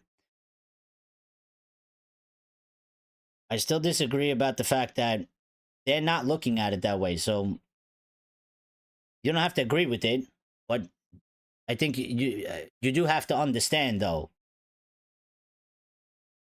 You don't have to agree with it. You don't have to agree with them, but you do have to understand basically what they're thinking. Yeah. If they don't consider last season, if they don't consider last season his an actual season for him, if they're telling him that this season is his first season, he doesn't agree with it either. But they're literally telling him last season doesn't count. This season is your first season. Now maybe they maybe privately that's not true. Maybe they're just telling him that to maybe make him feel better. I don't know. But maybe any other club would have sacked him by now. But we're also Manchester United, and our club is unique, and our situation is unique.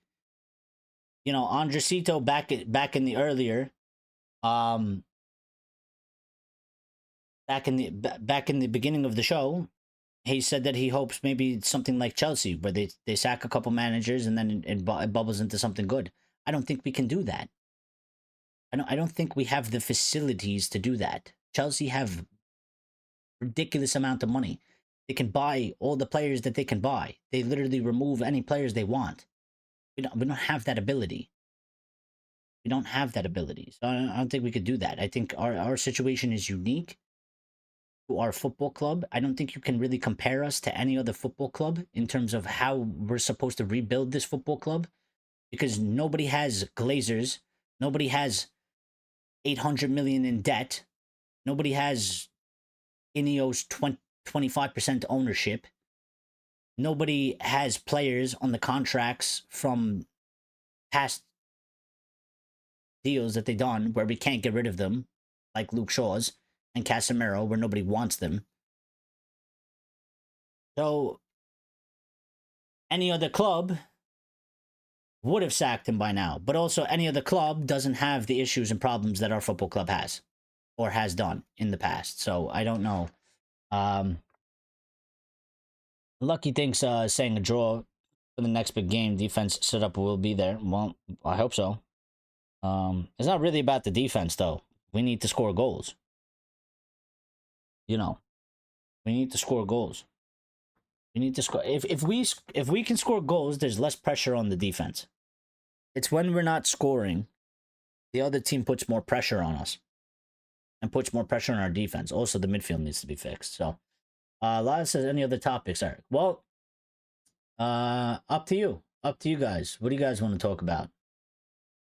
You got anything, Lyle, that you want to talk about, that you or want to say or something? You know, anything that's been bothering you, or you know, about United, or feeling, or anybody else, whatever you guys want to talk about. You gotta get involved in the chat. Andera says, I think Wilcox always played as a winger. As far as I know, I played against him in '98. I was 4 years old. When he was playing for Blackburn Rovers, he played for Leicester as well. Not sure where he finished up though. Yeah, you could check that out. We could check it out.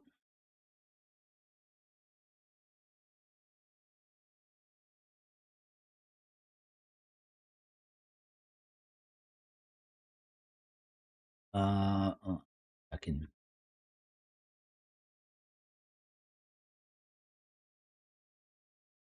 Oh,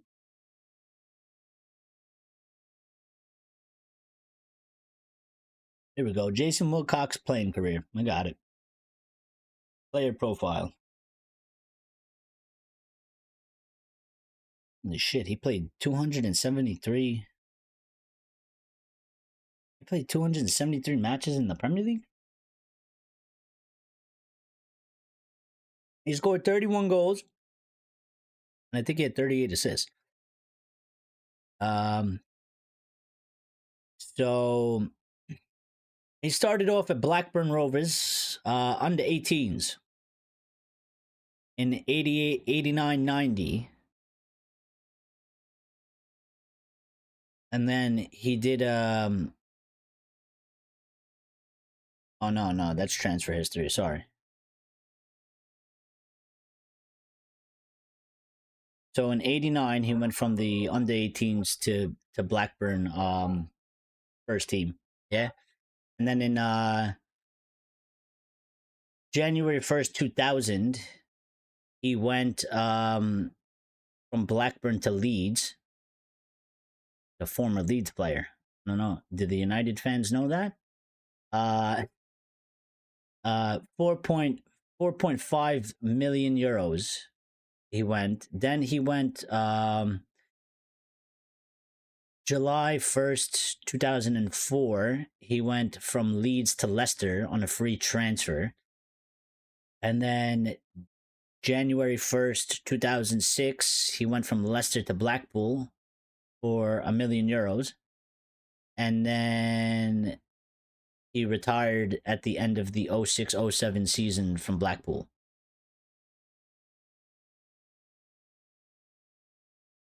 So he played for Blackburn, Leeds, Leicester, and Blackpool.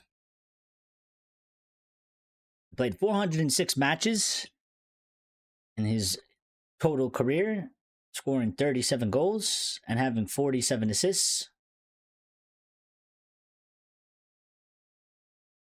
And he, I think he played for England national team. He has three caps. And he's left-footed. And he played sometimes in the midfield, left mid and left wing. I didn't know that. Interesting.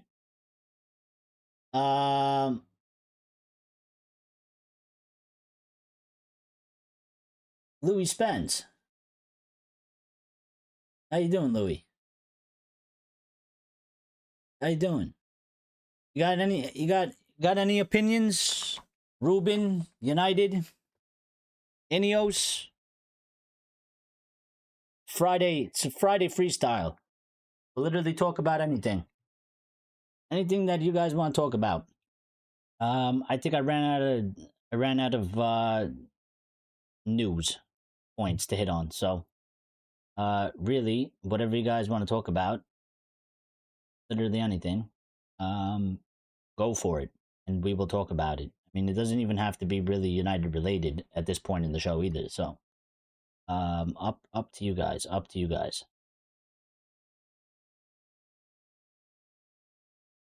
There was a couple things from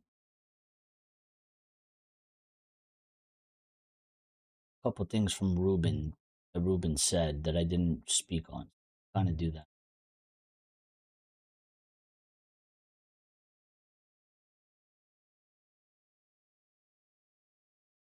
Oh, in the meantime, and then I'll jump to the comments, but Amorim was asked about Garnacho, and he said Garnacho's not our player, which he's not. And I'm focused on our players. I'm really happy with Mason and Cunha returning. The rest, talk to the Chelsea manager. Well, yep. Sounds about right. I mean, not a United player. And we don't need to be commenting on non-United players. Amorim also said that Delo is still out, so Grace is going to be sad. But Mason Mount and Cunha are in the squad. Leach is still out, and that's it. So everybody else is fit and ready to go. You know, just to the point that I was making before, like, if we do lose tomorrow, like, we are not, obviously, we're not a top 6 team. I mean, we finished in 14th. We finished in 8th the season before that. So the past, like, 2 seasons, we're not a top 6 team. And Hag got us to finish in 3rd that one season, but the season before that, we weren't in the top 4 either. So, I mean, you know, we're four. I know we lost to Grimsby, but I'm looking at the league, because at the end of the day, the league is the league. It's the bread and butter, like many have said in the past. And if we lose tomorrow, a team that is not a top 6 team factually has lost to 3 top 4 teams. So this is why I was saying, like, obviously as a Manchester United fan, like, we want to beat City. We want to play well against City. We want to beat Chelsea's and we want to beat Arsenal's, and I get that. But also, the top 6 teams is not necessarily his problem. His problem is beating the Sunderlands, the Brentfords, the Brightons, the Newcastles. Well, Newcastle's considered the top 6. Whoever, the Evertons, those are his problems. I mean, if he can't get Fulham's, if he can't get results against those teams, then that's when it's over for him. But other than that, I mean, we're not a top 6 team. If he loses 3 to 4 of the top teams, I mean, is it really a shock? Is it really that much of a shocker? Is it really that much of a? Is it really that Is it really that underperforming in a certain sense? I mean, they're better than us. They've been more consistent than us, better than us, and we lose to them. And everybody acts like, we're a team that's supposed to be in first place and we're losing these matches to these other teams. It's not the circumstance. So,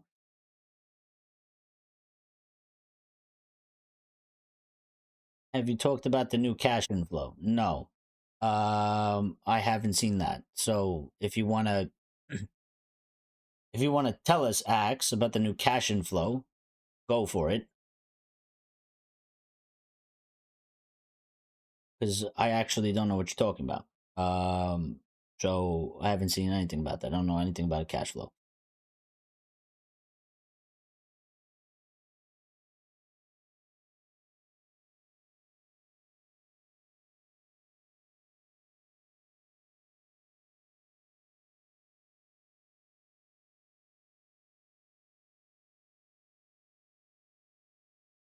Well, I agree, Axe, but I said that.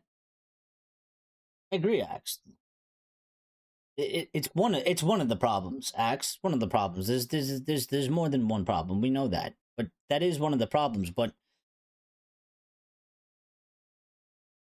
my whole thing is clearly there's a deeper issue, Axe. This is why I try not to go. I understand the manager has to accept some responsibilities and stuff like that. They can't just be free of everything, and it's their job. But I find it a bit weird, and I find it a bit even more so problematic that when you say, like, the problem is making them play as a team constantly or consistently and not just for 20 minutes, I agree. But how can it be that that Ruben Amorim is struggling with that, and the same was true for Eric Ten Hag? And I think you could even literally make an argument that Ralph faced the same problem, and even Ali faced the same problem after a certain period of time. And Mourinho faced that problem, and these are all sort of different groups of players. I mean, there's the players that were there at Mourinho are not at the club, but there's players that were under Ten Hag that are obviously here. So I think that statement is true for Ruben, but I know it's true for Ten Hag as well, and it's probably true for a couple other managers. So I just when I see that, and I'm like, that is 100% true. We need to be able to play more consistently longer, and we can't be doing 20-minute performances. But how can it be Ruben Amorim? Because it's not. Ruben didn't create that, clearly. It's an issue that he's struggling to solve. But then there's a bigger issue, and I can't just be like, well, it's all Ruben's fault because we can't play more than 20 minutes. Well, we couldn't play more than 20 minutes under Ten Hag after the first season. I don't know what happened, but something happened. Ralph, they did it for 30 minutes, and then they told him to fuck off. They gave Solskjaer about a year and a half, and then started shit in the bed. They did the same for Mourinho in the third season after they, came in second and won the Europa League, they started acting like, you know, they accomplished the world and that they just didn't have to do anything anymore. So it's just a bit weird. I've read maybe it was fake that the club has cashed in 665 million pounds. I saw that. But I think, like Lyle said, it's the revenue for the near, not a big payment coming in. So yeah. I think I don't know the exact numbers, but I know, yeah, what Lyle is saying, that 665 million pounds, I think if you do accounting, yeah, with the spreadsheets and all that, the ledgers, I think that 665 million pounds is basically, once you do all the accounting, I think it's basically evaporated. I don't think there's much left in it after you take out the expenses and operating costs and all that shit. It might even be negative, to be quite honest. I don't really know. Um,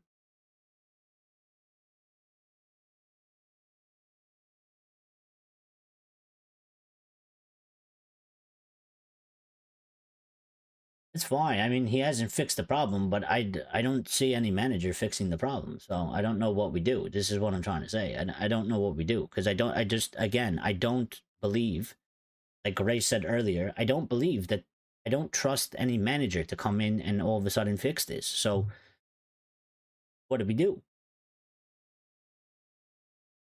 What do we do? Because listen, well, I don't know. You know, if he gets sacked, I don't know who's going to be the next manager. I don't know who it is.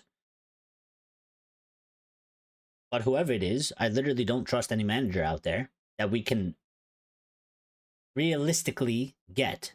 Like, don't tell me Hansi Flick, because he ain't leaving Barca to come to us.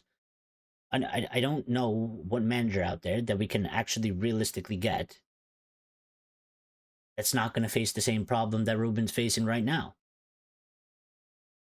He's still going to have a problem with the midfield.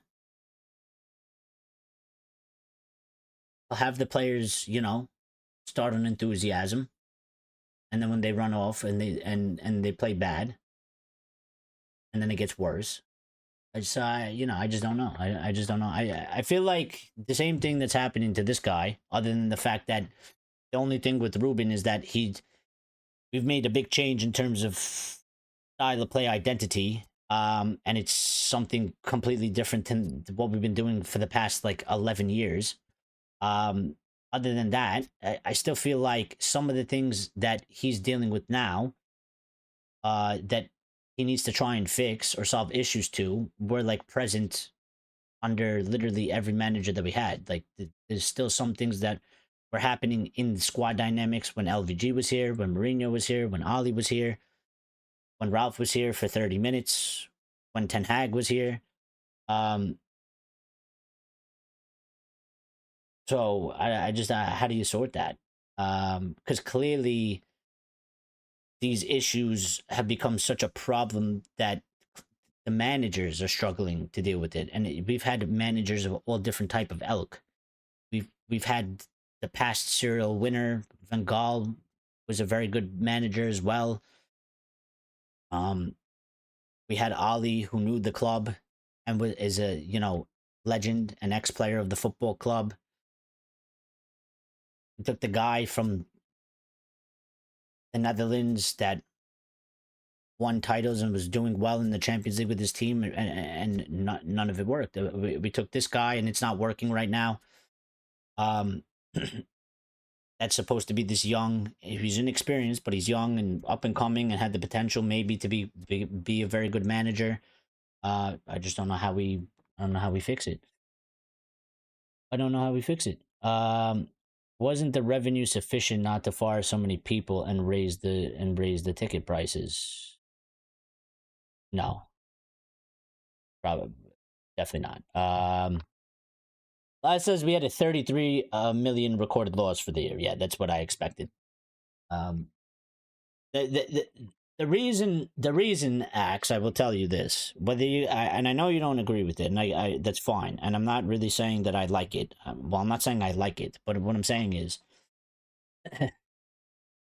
yeah, the reason why they're cutting and doing what they're doing is because to be recording a 33 million loss for the year, we can't have that.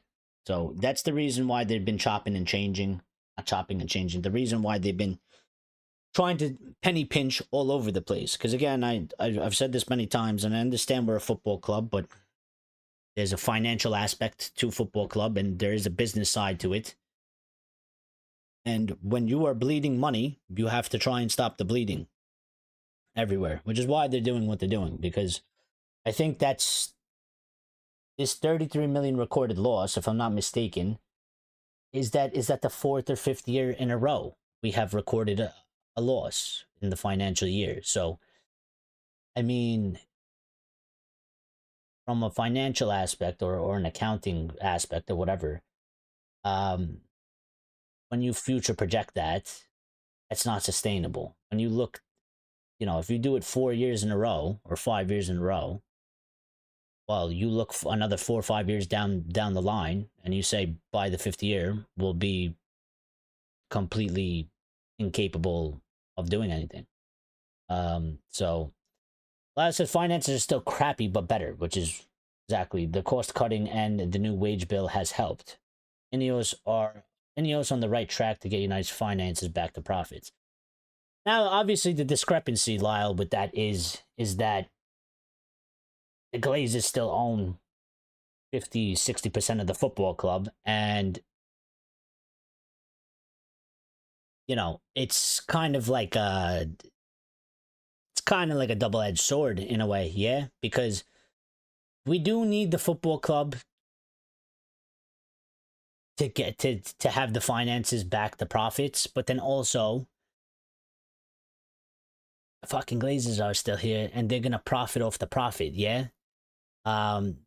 It's kind of like a,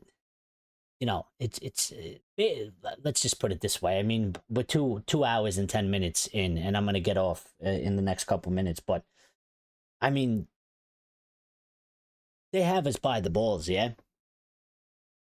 The Glazers have us absolutely by the. There's literally nothing we can do. Yeah, they have fucked us, real good, like real good.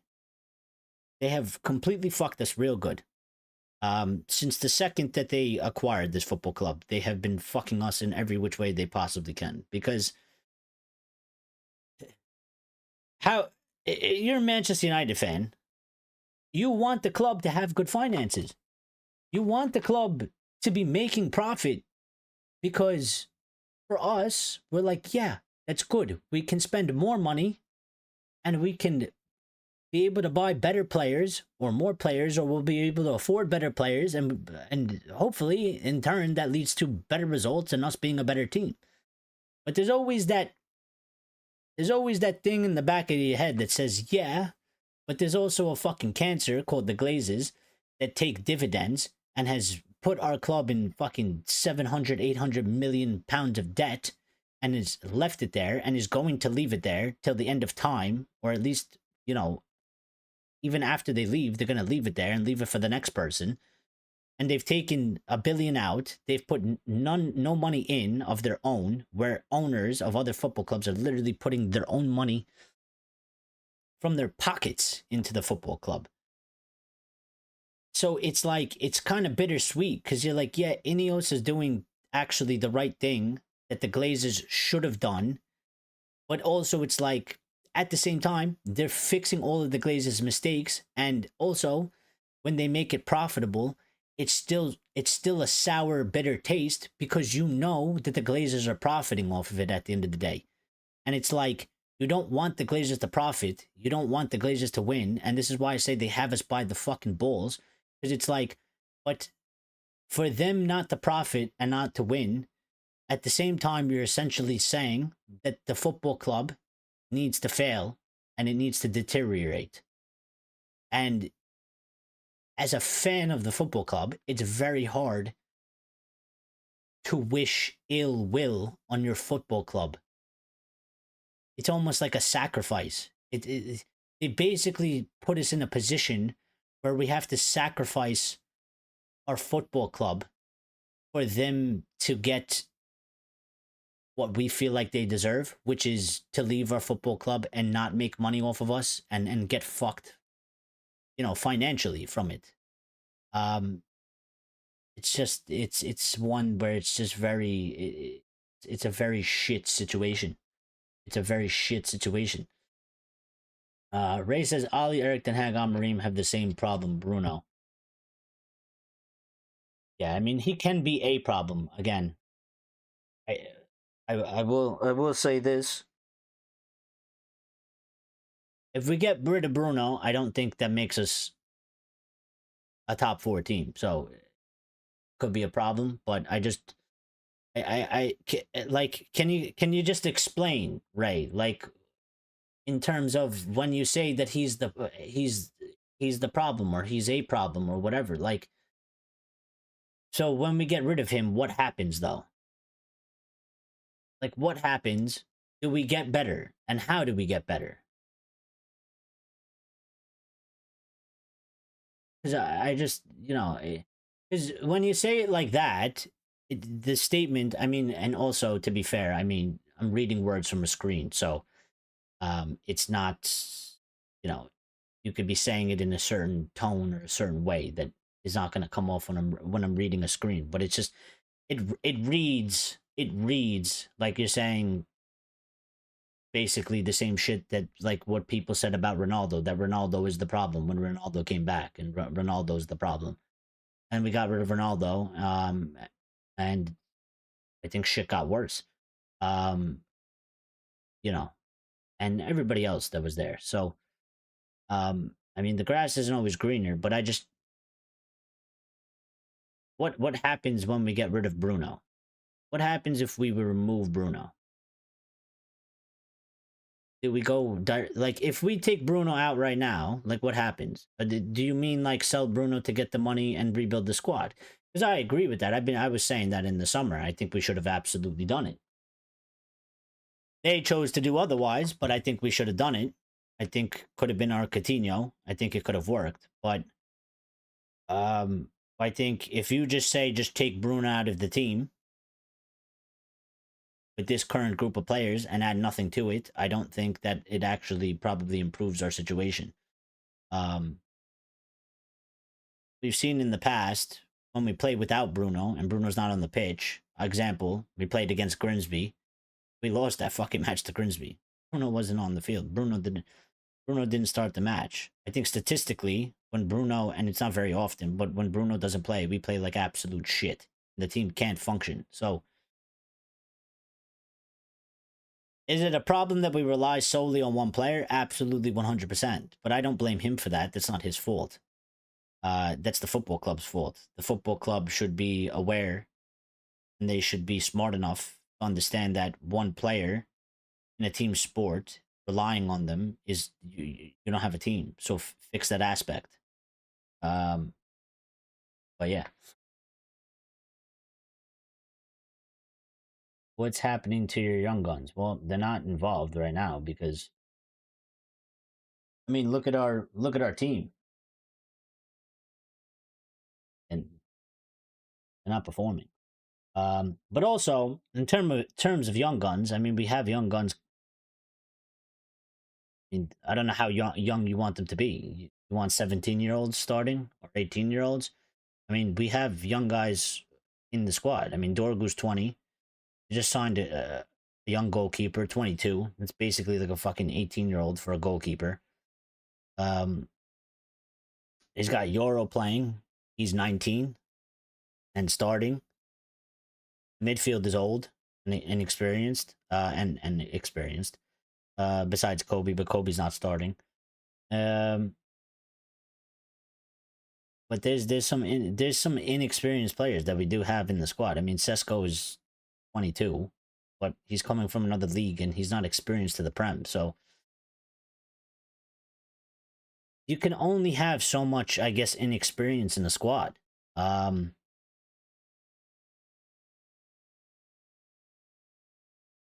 You can only have so much inexperience in the squad. And there's some players that are not experienced to the Premier League. You have the young guys who are just inexperienced to professional football. I don't know. You have to have I don't think you can go so inexperienced. I don't think it'll make a difference. I don't think it would. I don't think it would work well. I think people would like to see it, but I think once it doesn't work correctly, then I think people aren't going to be.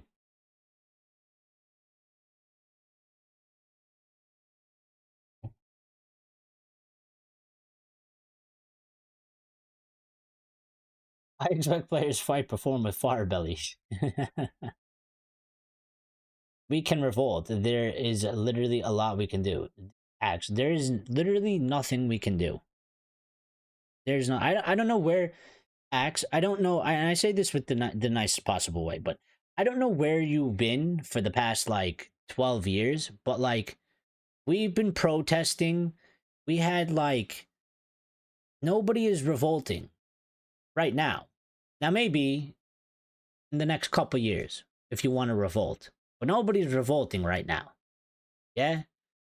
The Glazers made their chess move. They did what they did. They killed. The protests are still going, but there was a point where it very much bubbled, and we had some opportunities, but we can't revolt. A revolt right now is not going to happen. There was an opportunity where a revolt could have happened, but our fan base can't come together and work together. So we are divided, united. And this is why we fail in any type of a revolt, a revolution. We've tried. We've tried. They've been protesting for years. I mean, they were protesting while Sir Alex was still here. It's led to nothing. Pretty much. It's led to nothing.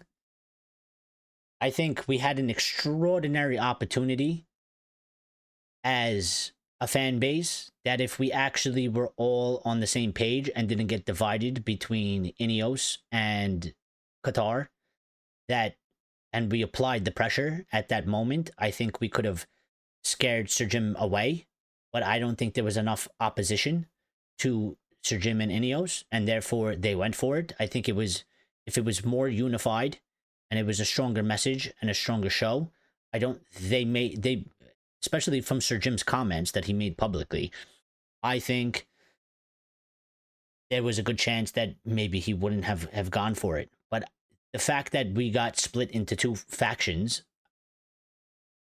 I think we missed an opportunity. And as soon as it was announced that he took over, the entire thing collapsed. I mean, you got the 1958 are the only ones that are really doing something. I mean, the whole thing collapsed. I mean, the YouTubers were trying to get people to boycott the merch. Nobody's boycotting the merch anymore. Everybody's still buying the merch. I think more people are buying the merch more now than ever. You know, it's just not going to happen, especially at this moment in time. So we're going to need some other stuff to happen. And also, I think, Ineos are also pushing this sort of 3-4 year project. So maybe it happens at that time, Max, because I think there's probably a good amount of people willing to give them this sort of amount of time to see where it goes. And if it fails utterly and it collapses out from under them, well, then obviously people are going to be very angry and disappointed, and especially if the club is in a very bad situation. But yeah, I mean, there's really nothing. I mean, the Glazers don't give a shit. And as long as they're making money, they ain't gonna go nowhere. So they don't care what we have to say. They don't really care what we do.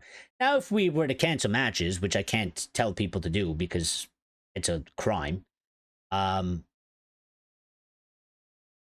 yeah, that might cause them problems because financially, I mean, they rely on the match day revenue heavily. That's why they were in a bad position when COVID happened, because we rely heavily on that. So,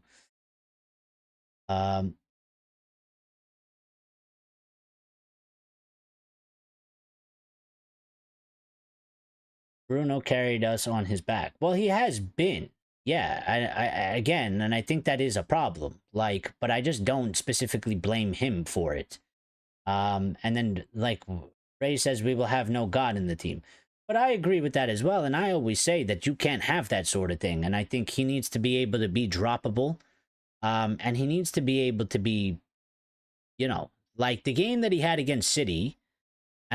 Like, there is no way you stay on that pitch. I don't give a shit if you're the captain. I don't care if you're, if you hold 7 record breaker things for Manchester United. You need to be able to get subbed off, and you need to be able to get dropped if it's a thing. But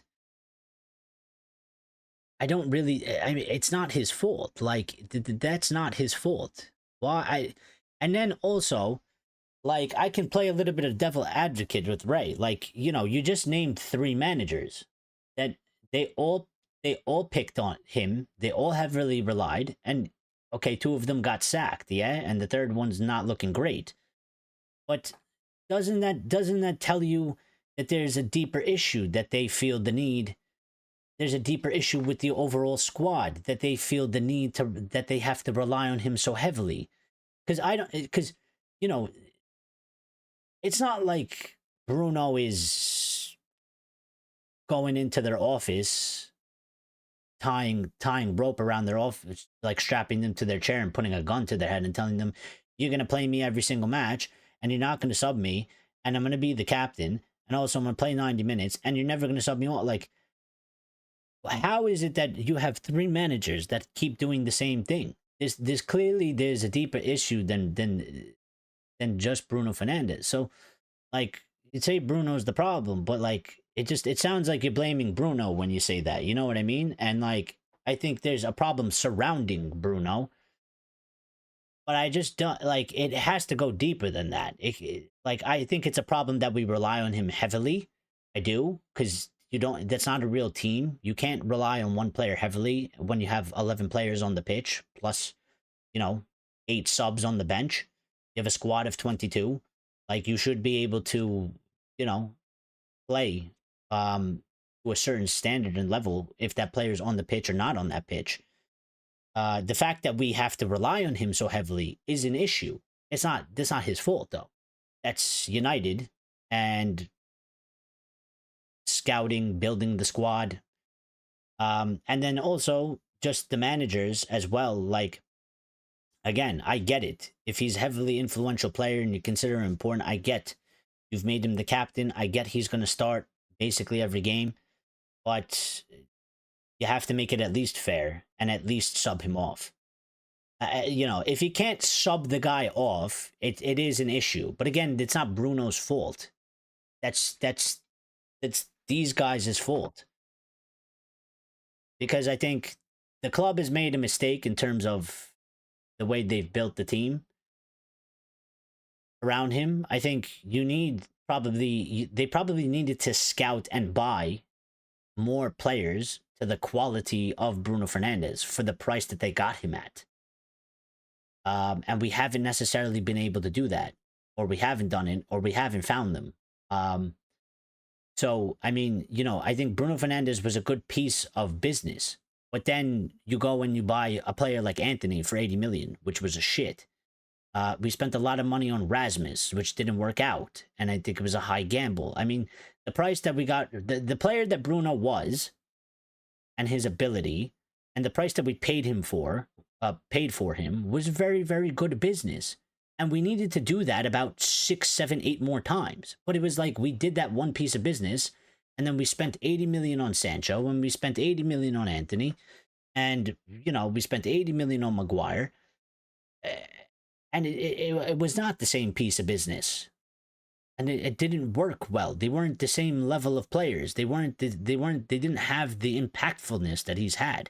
So it's not, the club is at fault for that. Then you go to the manager and they make weird decisions where apparently you can't even sub him off in the 70th minute, which I don't really understand, because if he has a game like he did against City, and he's had them sometimes throughout his time here, where he's had moments and periods, maybe like 4, 5, 6 games in a row where he's playing like absolute dog shit and he can't get subbed off in the 70th minute. That doesn't work. That's not acceptable. You can't have that sort of thing going on in the club dynamic. It doesn't make sense. And I don't agree with it. But just, yeah, I mean, I agree. There shouldn't be a god in the team. There shouldn't be a guy that, there shouldn't be somebody there that plays good or play bad. He's always in the team. Well, obviously, if he plays good, he should be in the team, 100%. But the problem is when he doesn't play good, it's like he's given a special sort of um you know access just because he's his captain and his name is Bruno Fernandes. I don't agree with that, but I think a lot of the problems surround Bruno Fernandes that has a lot of nothing to do with him. Now, if you say he's a problem because he's not a good player, it's a different story. But he doesn't pick himself. He didn't make himself the captain. Ten Hag made him the captain. Ruben has kept him as the captain. That's two managers. Three managers have had him. Three managers have literally played him every single game, 90 minutes, and three managers refused to sub him off. I think that shows a big indicating factor that there is definitely a problem to the level of the squad, that they feel that this guy is so levels above everybody else that when you take him out, even if he's playing like shit, I mean, that tells you a lot, doesn't it? What they think about the rest of the squad, yeah? That if you have a player playing a match and is playing absolutely like shit, they feel that the level of the squad is so below that player that they'd rather keep that player on than try and put somebody else on, because they don't believe in the level of the rest of the squad. They'd rather have they'd rather have Bruno playing like shit than put somebody else in. I mean, doesn't that speak volumes into what they think about the level of the rest of the squad? Because it's not just like Ruben's the only one that's doing this because he's Portuguese. I mean, three managers are doing this. Three totally different managers. You had one is a club legend, an ex-player of the football club, the one that understands us, yeah? The one that was there for the 99 treble, the one that was managed by Fergie, yeah? He should understand more than anybody that there can be no God in the team. Yet he still did the same thing Ten Hag did, and he still did what Ruben is doing right now. And you had Ten Hag, who came from the Netherlands, had no connection to United, and had a totally different way of thinking, still did the same thing. And now we have Ruben Amorim doing the same thing. So, I don't know.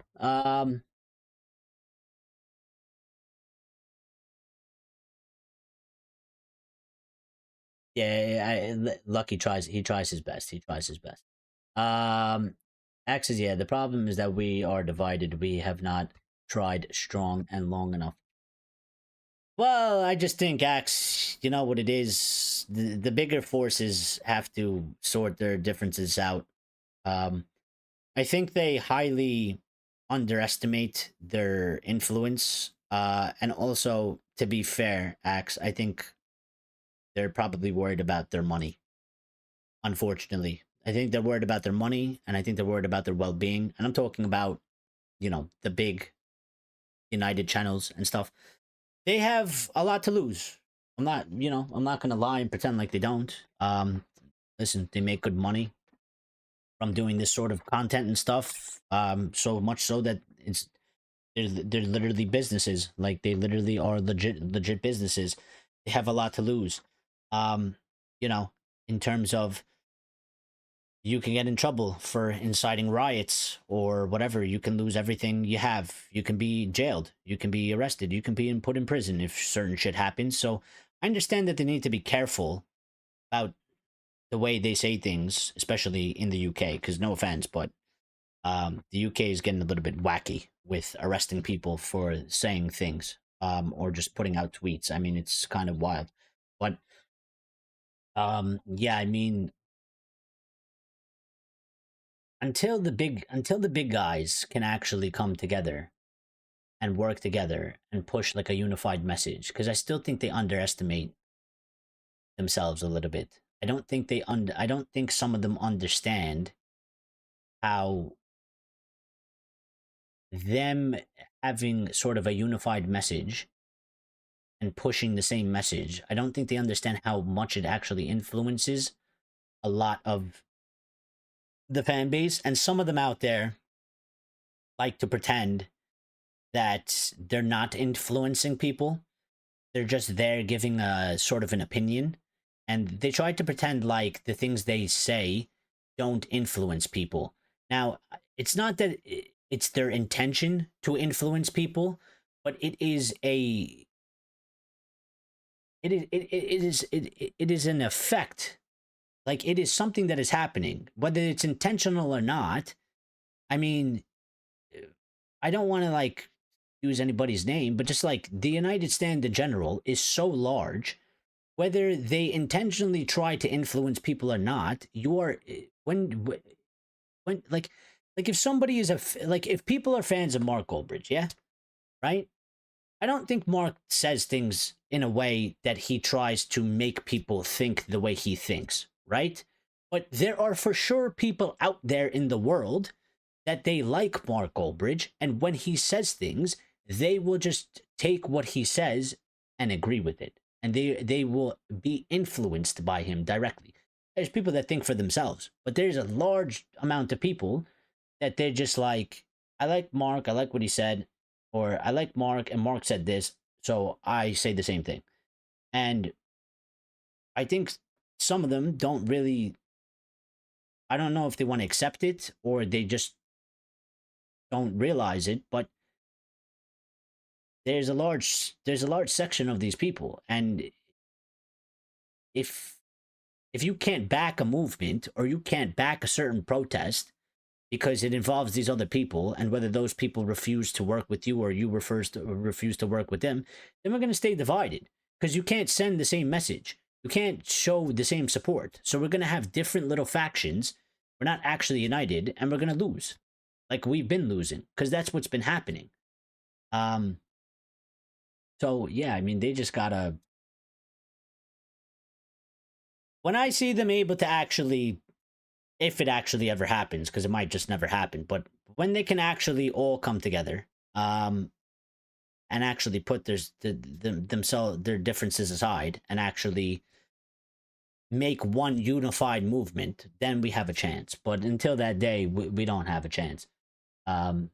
We need the people that have the biggest platforms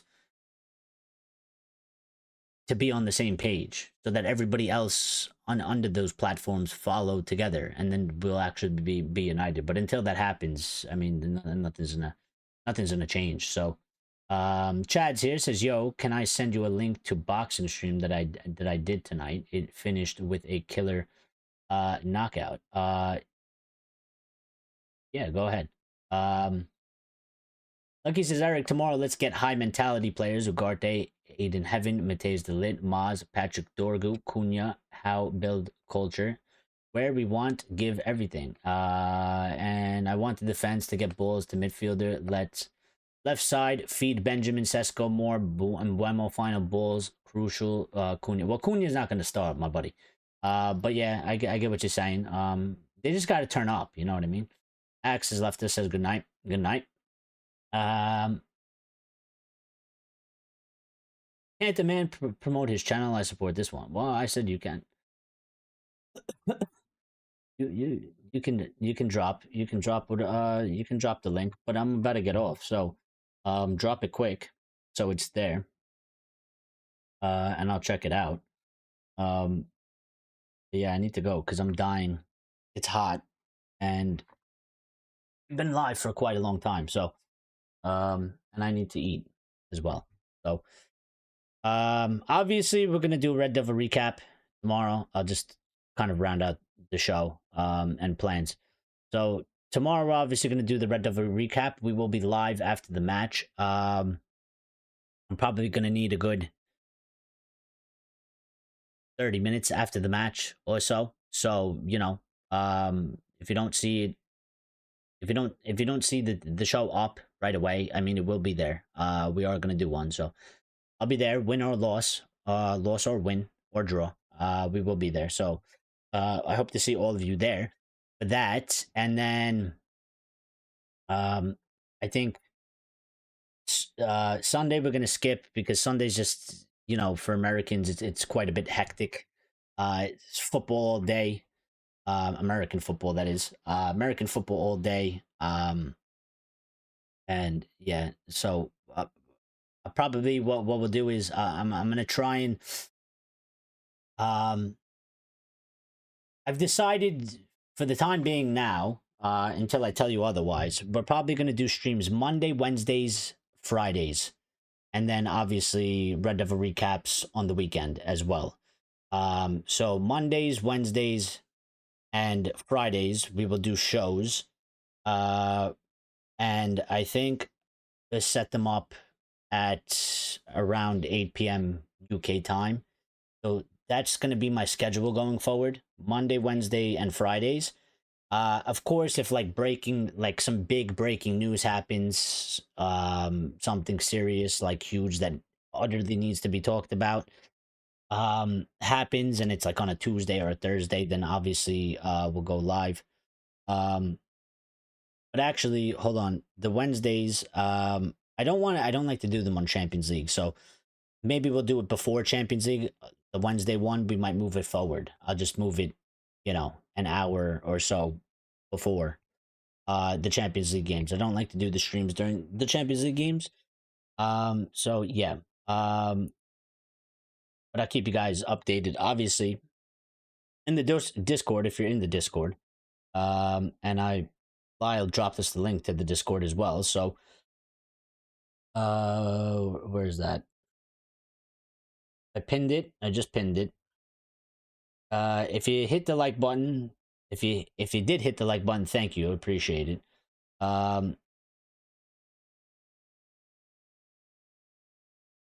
If you didn't, please make sure you do on the way out. Anybody that's new that subscribed, period.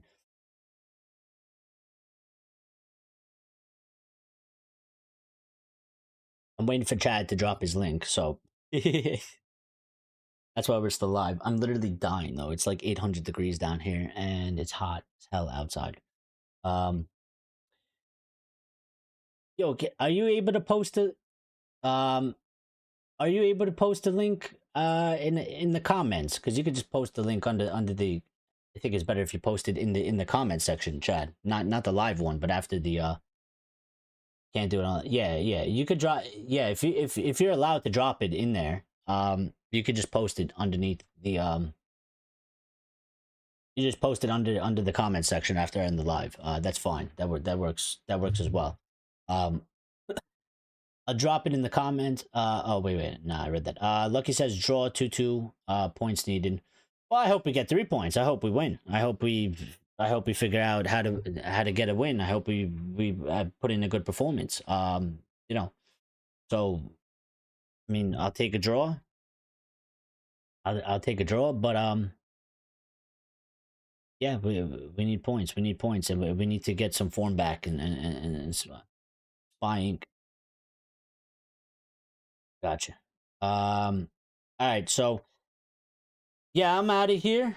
Everybody have a good evening, a good night. Thank you for tuning in. Thank you for stopping by and showing your support like you always do. Shout out to all of you. Shout out to all the day ones. Shout out to all the new people. Top fans of the show. Lyle, number 1. Lucky, number 2. Ondero, number 3. Axe Lords in 4th. Grace, 5th. Louis Spence, 6th. Andresito, 7th. Ray, 8th.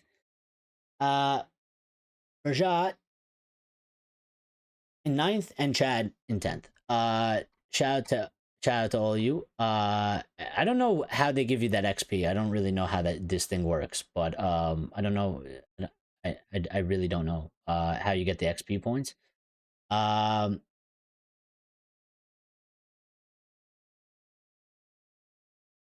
Send live chat messages, send super chats and super stickers. Okay. Well, shout out to all the fans, the top fans. Shout out to everybody. Appreciate it. If like and subscribe, United will win this weekend. Well, we'll go do it. That's some good that's some good marketing. I think I should use that. Yeah, if you like this channel, if you like this and you subscribe to this channel, United will go and win. So make sure also like Chad's channel as well. If you don't like and subscribe to Chad's channel as well, then United won't win. So yeah, if you like and subscribe to our channel, United will go win, and if you like and subscribe to Chad's channel, then they'll go we'll get back into the Champions League. How's that one? That's a good line there. I like it very much. All right, I'm out of here. Good talk. Yeah, I need to go. It's too long. Everybody enjoy. Oh, by the way, before I get out of here, I mean, you guys aren't. You're probably not going to answer. I almost forgot. But I'm thinking about maybe doing some FIFA content as well. Not on here, but I do got a Twitch, and we might be able to do some Twitch content as well. I need to set up a Twitch stream. And I don't know how many it is, like how often we'll be able to do it. But for anybody that enjoys FIFA, EAFC, and all that stuff, yeah, I'm thinking about maybe doing some Twitch streams as well, playing the game if we get some time. So I gotta set it up. I used to have like my Twitch channel with the Twitch, like with this whole thing, but for Twitch I had it set up. But when my last computer, well, not my last computer, when my hard drive or whatever broke, when it broke, I lost the scene. I lost everything. So, this thing is live right now. All right, I'm in here. I gave it a like, Chad. Spy Inc. I got you, buddy. Yeah, so I'm thinking about doing some, if that's something you guys are interested in, and you would like to see, I guess let me know. I got you, buddy. Yeah, I guess guys, let me know if that's something you'd be interested in. If I do some FIFA, some EAFC live streams and stuff like that. We'll play maybe some pro clubs, some division rivals, sport champs, and stuff like that. So yeah, I was thinking about doing that. So, but we'll speak about it another time, because it's not going to happen for another couple weeks or so, a week or two. But yeah, I was thinking about doing that. So, if you guys want to do something like that, we can. I think that'd be cool, and it'll be a little bit of a change because we don't have to constantly talk about United, and maybe we could enjoy some other stuff, and it'll be more general and more chill. I mean, if I'm playing EAFC, we could literally talk about like literally anything. So, other than that, thank you guys again for tuning in. We'll see you later. Have a good night, good evening, good morning. We'll see you tomorrow, actually, so it's not going to be long till we see each other. Hopefully United win. I don't know what we're going to do, honestly. I don't know what the score is going to be. I can't even give a score prediction because I just don't know. We're going to come out and shit the bed. We're going to put up a decent fight. I don't know. I don't know at this point. I'm pretty lost. So let's just see what happens. Yeah, Lyle is that guy. Lyle is definitely that guy. He does quite a lot for a lot of people. So he is the best. So yeah, shout out Lyle. Always going above and beyond for other people. So thank you, Lyle. And cheers to you and all the Reds as well.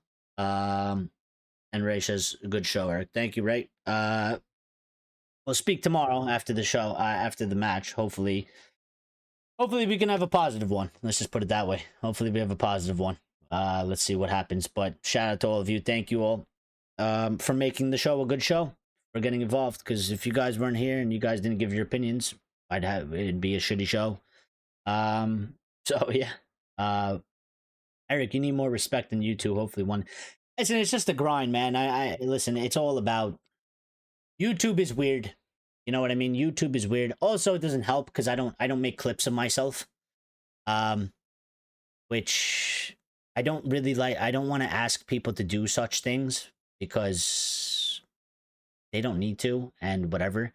But maybe if we end up getting some more people, you know, I'm not good at that sort of shit. I'm not good at making clips. I'm not one of these, you know, I wish I had like a little nephew or something that was good at TikTok or some shit that can make clips for me. I'm not good at that. I don't really have patience for it. I find it quite annoying to fucking edit them.